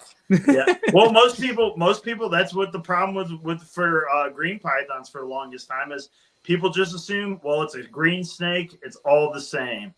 There are morphological differences. If you're familiar with the green python, look at enough of them, you can see facial structure differences, even body differences too, to a little extent, but it's mainly face structure. You can see a bit of a difference in. And then obviously southern green pythons, they only come in yellow neonates, while the northern species or group of species up there can have both yellow and reds. So there's never been a red southern hatchling? Not since we've been a species. No, they probably at one point there was because I didn't know that because the original what would it be called? I guess when you look at like pythons, generally babies come in red. Like if you're talking scrub pythons, carpet pythons, would be another. And then obviously you got the green python. Yeah, well, you get a lot of these, like they come with a red neonate. So you can make the assumption that yellow, because the yellow is a recessive trait in the green pythons. And the best conclusion that I've heard to it is because it's an easier transition from a yellow to a green than it is from a red changes yellow, then changes to a green. There's a less process to go through. So it makes it an easier transition compared to, and so that's an example of a mutation that's going through a population. And you see it in a bunch of Indonesian python. You see it in a bunch of species. You see axanthic is such a prevalent mutation in all sorts of animals. I mean, I think most pythons in Indonesia have some sort of axanthic or a patternless form, you know? Yeah. So you see a bunch of, you know, like people call the anery retic an anery, but really it's just an axanthic, you know? Okay. That's another thing is people misusing names. Just, I don't know why they just, you know, they're kind of interchangeable to a degree Yeah. because the pigment cells that give rise to yellow and then red pigments, xanthophores versus erythrophores, they're the same pigment cells, but they are different. The ones deviate to producing more yellow, and other ones, you know, naturally deviate to producing more red, and that's based on the species of that animal. So when it's more predominantly like orangey or red, like a Kenyan sambo, they call it anery. If it's something like a ball python, it's more golden yellow, they call it axanthic. And then like hognose, you know, you can have some yellowish ones, but you're more likely to, I guess, have like reddish ones. But generally, they're just kind of more brown, tan, the wild locales, and they just refer to those as axanthic. And then Joe followed up with that last statement of these Nick Mutton quotes. This guy must have like Nick Mutton quotes or something, or he's talking to him or messaging him. Right. He goes, it is entirely left to the discretion of anyone writing the paper what the standard for the species, subspecies, or genus. There are no rigid definitions, no universally accepted requirements at all. So that's referring to taxonomy. So there's like 26 different kind of taxonomic rules. So that's why people are doing two different like studies on the same exact animal, coming up with completely different consensus at the end of it. Who the hell finally says, all right, this is how it's going to be now going forward? Whoever is the loudest and has the most power in academia. Essentially, yeah, there's like little groups. Like there's python people who primarily work with the pythons. And then there's like monitor people. And then I'm sure with colubrids, you get different people who work with certain colubrids. Same thing with venomous. You get like certain group of people who are known for that species. And it's like they just do whatever they want, it seems like, without, you know, whatever they want until they pass on and another group takes over or something like that. Like Australian people have issues when Americans try to do their animals. So they just don't care what we have to say about their stuff. Yeah. You know, so yeah, there's weird, I see taxonomy almost similar to the morph stuff where it's like, who made this morph first? What should we name this morph? This morph is the same as this morph, but they have two different names. It's funny how they seem very similar to each other. I'll listen to people complain. And some of it's justifiable reasons, you know, why have the same name for the same morphs and stuff. So, yeah, you see a lot of that and that stuff too. So, it's just, I don't know. Yeah, that'd be great. You guys go to like a TED Talk with somebody that's like, you know, a taxonomist and they're an expert in their field and they did all this research and then they're taking questions like, well, what kind of DNA testing? They're like, shut the fuck up, you stupid loser. I think that's what you would get. It's kind of funny that there's that much like, you know, I don't know, variability. And I want to call it like, you know, just arrogance just because I find that more funny.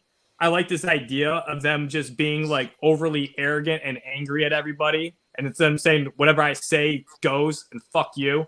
That's the way I want to think about it. That sounds pretty hilarious. And it's kind of acceptable at that point that there's, you know, this funny niche, you know, essentially taxonomists, you know, that I guess they would, in academia, these would be probably like people are, you know, geneticists or biologists. And and they just kind of make up their own rules and they just tell everybody to get lost and fuck you. Even you guys, I'm sure from the time you started to now, there's been taxonomic changes that's happened, and you just said, "Fuck it, I don't think you're right." And you just keep going with what you've always called them, or chondros.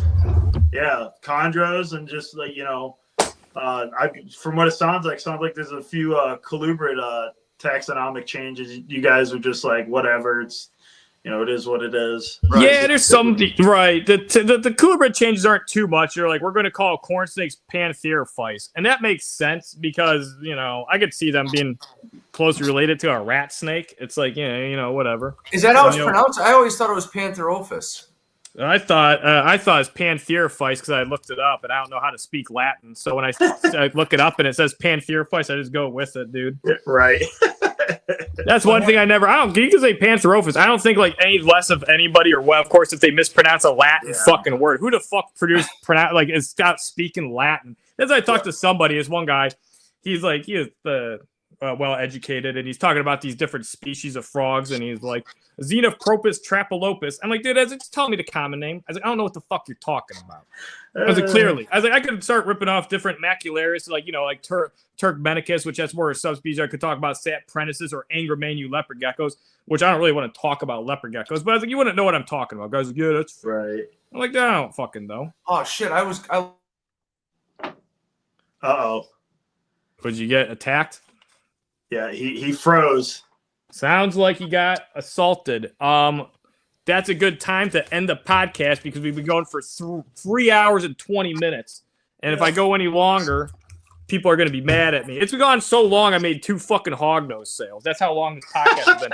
But it's been a lot of fun. And honestly, Chad, I really enjoyed talking to you. This was a great time. This is the first time I've gotten to talk to Chad. Like, I've talked to him a little bit in St. Louis. Yeah. That's probably the longest. This is the longest by Here we far go. I've gotten to. Well, outside of Junior and Dave interrupting. Well, yeah. No, it was fun. Thanks for having me on, you guys. I appreciate it. Yeah, this was great. Thanks everybody for joining. Chad's amazing guest. If you're listening right now, go back and don't listen to the first 20 minutes because of all the echoing. And thanks, William. Cool dude. Always love having you on and helping with these podcasts. You always have some good insight, background information. Thank you, Dave, for coming and leaving. He's probably helping Josh catch a piebald catfish. Don't know what happened to him, but whatever. Right. So, see you, everybody. All right. See you guys.